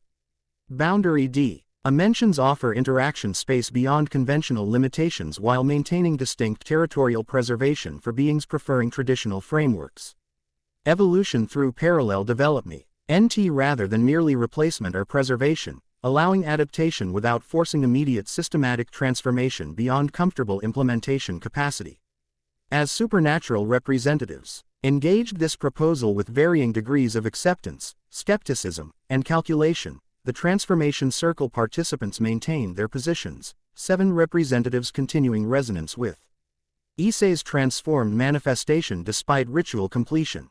Not merely political alliance but genuine connection, beings from diverse supernatural backgrounds sharing perspective beyond conventional limitations without sacrificing essential individual qualities. The boundary dimensions require stabilization beyond merely temporary manifestation, Lavinia noted with academic precision. Permanent territorial establishment necessitates specific anchoring protocols ensuring dimensional integrity regardless of fluctuating supernatural energies throughout connected realms. The Dragon Nexus Vita's primary anchoring point with secondary stabilization through distributed focus manifestations throughout dimensional interfaces, Issei explained, transformed consciousness accessing knowledge beyond conventional limitations. 7 representatives provide essential aspect maintenance, ensuring balanced development beyond merely physical territory establishment toward genuine alternative frame. Work transcending traditional supernatural limitations. This arrangement, transformed being with 7 representatives maintaining essential aspects, created foundation for unprecedented supernatural development beyond conventional political structures. Not merely new faction within existing framework but genuine alternative paradigm, offering evolution beyond traditional limitations without foreseeing immediate systematic transformation threatening established interests despite obvious improvement potential. As discussion continued developing specific implementation protocols, Great Red's Partia L manifestation shifted slightly, Supreme Draconic Presence adjusting dimensional relationship before gradually withdrawing without conventional departure. Not disapproval or disinterest but appropriate disengagement. Acknowledging legitimate development without requiring continuing direct involvement beyond necessary recognition, establishing conceptual permission rather than merely physical authorization. Ophis remained observing proceedings with unprecedented attention, Infinite Dragon God recognizing significant pattern restoration beyond typical supernatural developments. Her presence provided implicit validation despite traditional non-intervention policy, acknowledging legitimate transformation beyond conventional parameters without imposing unnecessary hierarchical framework limiting developmental potential through categorical constraints. The transformation represents successful convergence despite opposition, she noted with characteristic directness beneath apparent simplicity. Pattern restoration achieves balance between distinct preservation and necessary integration without sacrificing meaningful differentiation through excessive unification. This assessment, from Bine G typically maintaining absolute neutrality regarding supernatural developments, provided significant validation beyond conventional authority structures. Not political positioning but fundamental recognition. Acknowledging legitimate existence category beyond previously established supernatural classification systems regardless of hierarchical implications for traditional power structures. The UNP Recedented gathering gradually transitioned from crisis response toward constructive engagement, diverse supernatural representatives establishing communication protocols regarding boundary dimension D. Development despite traditional factional limitations.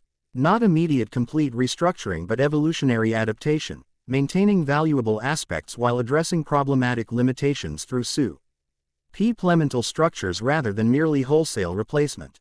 Searsex, Michael, and Azazel established preliminary diplomatic framework representing respective primary factions while Pantheon representatives contributed specific regional perspectives ensuring comprehensive rather than merely selective implementation across diverse supernatural territories. Not universally enthusiastic engagement but genuine consideration. Acknowledging significant potential despite obvious adjustment requirements necessary accommodating unprecedented developmental paradigm within existing supernatural ecosystem. As formal proceedings concluded establishing ongoing communication channels beyond immediate gathering, participants gradually departed through respective dimensional pathways, returning to traditional territories while maintaining connection with emerging boundary framework through established protocols rather than merely conventional separation resuming following temporary convergence. The transformation circle participants remained Issei with 7 representatives who facilitated convergence, continuing resonance creating foundation for genuine faction beyond merely political alliance or tactical cooperation. Not dominance hierarchy but functional connection. Diverse beings representing distinct supernatural categories united through shared perspective beyond conventional limitations. The boundary sanctuary requires expansion accommodating additional dimensional interfaces beyond merely primary manifestation, Issei observed, transformed consciousness accessing implementation. Knowledge beyond conventional limitations. 7 anchor points corresponding with essential aspects ensuring balanced development throughout connected dimensions rather than merely centralized manif. Station vulnerable through singular focus dependency. Tiamat nodded agreement, ancient wisdom recognizing practical necessity beyond merely philosophical framework. Distributed manifestation ensures system integrity regardless of potential interference targeting specific dimensional interface. Strategic implementation beyond merely theoretical construction. Multiple residence centers through Chi boundary network rather than merely singular headquarters, Kuroka translated pragmatically. essentially creating dimensional web with diverse connection points throughout supernatural territories, while maintaining independent integrity through distributed rather than merely centralized structure. Gabriel considered theological implications with characteristic perspective transcending merely a Ngelic classification. The arrangement resembles original creation pattern before divergence established current supernatural limitations. Interesting restoration beyond merely structural similarity, toward functional implementation within existing framework despite obvious adaptation requirements. Essentially establishing microcosm reflecting macrocosmic potential, Lavinia observed with academic precision. Demonstrating practical implementation viability through controlled manifestation before potential broader application throughout supernatural ecosystem pending successful prototype development confirmation. Yasaka's diplomatic experience contributed essential practical consideration. Implementation requires balanced representative participation ensuring diverse perspective incorporation beyond merely theoretical framework. Genuine evolutionary development necessitates comprehensive inclusion rather than merely selective application regardless of efficiency considerations. As Issei's healing perspective added crucial component beyond merely structural considerations, the development needs nurturing beyond merely construction. Growing healthy system rather than merely building functional structure. Tending relationships beyond merely establishing connections regardless of technical parameters. Their diverse perspectives, unified through shared transformative experience Issei maintaining essential distinct qualities, created foundation for genuine evolutionary development beyond conventional supernatural limitations. Not merely powerful faction but transformative catalyst, offering alternative paradigm through demonstrated implementation rather than merely theoretical proposal or imposed restructuring regardless of adaptation capacity. Issei stood at convergence sen. Chair, true demon dragon god beyond conventional supernatural classification, transformed being representing integration potential through genuine synthesis rather than merely combined aspects. His consciousness encompassed multiple awareness levels simultaneously while maintaining focused presence, understanding transcending categorical limitations without sacrificing necessary distinctions preventing meaningless homogenization.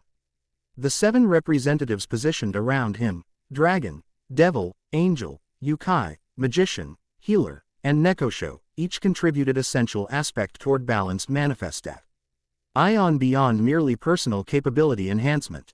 Not dominance hierarchy but functional connection, diverse beings representing distinct supernatural categories united through shared perspective beyond conventional limitations.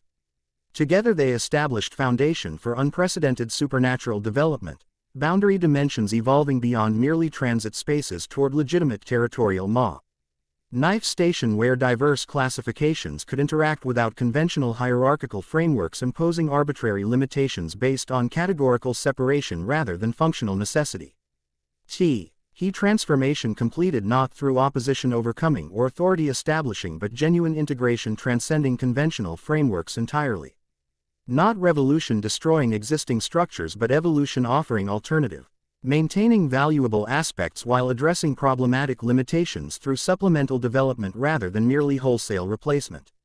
The true demon, dragon god had risen, fulfilling prophecy while transcending prediction, embodying convergence while preserving distinction, offering evolution beyond limitation toward genuine supernatural harmony without sacrificing meaningful differentiation through excessive unification. The boundary between worlds had forever changed. Not erased but transformed, becoming bridge rather than merely barrier, action point rather than separation enforcement. The supernatural ecosystem itself began adapting, not immediately restructuring but gradually evolving, recognizing possibility beyond traditional categorical limitations defining existence since creation divergence established current boundaries. A new era dawned, not through destruction but transformation. Not through domination but integration, not through replacement but evolution.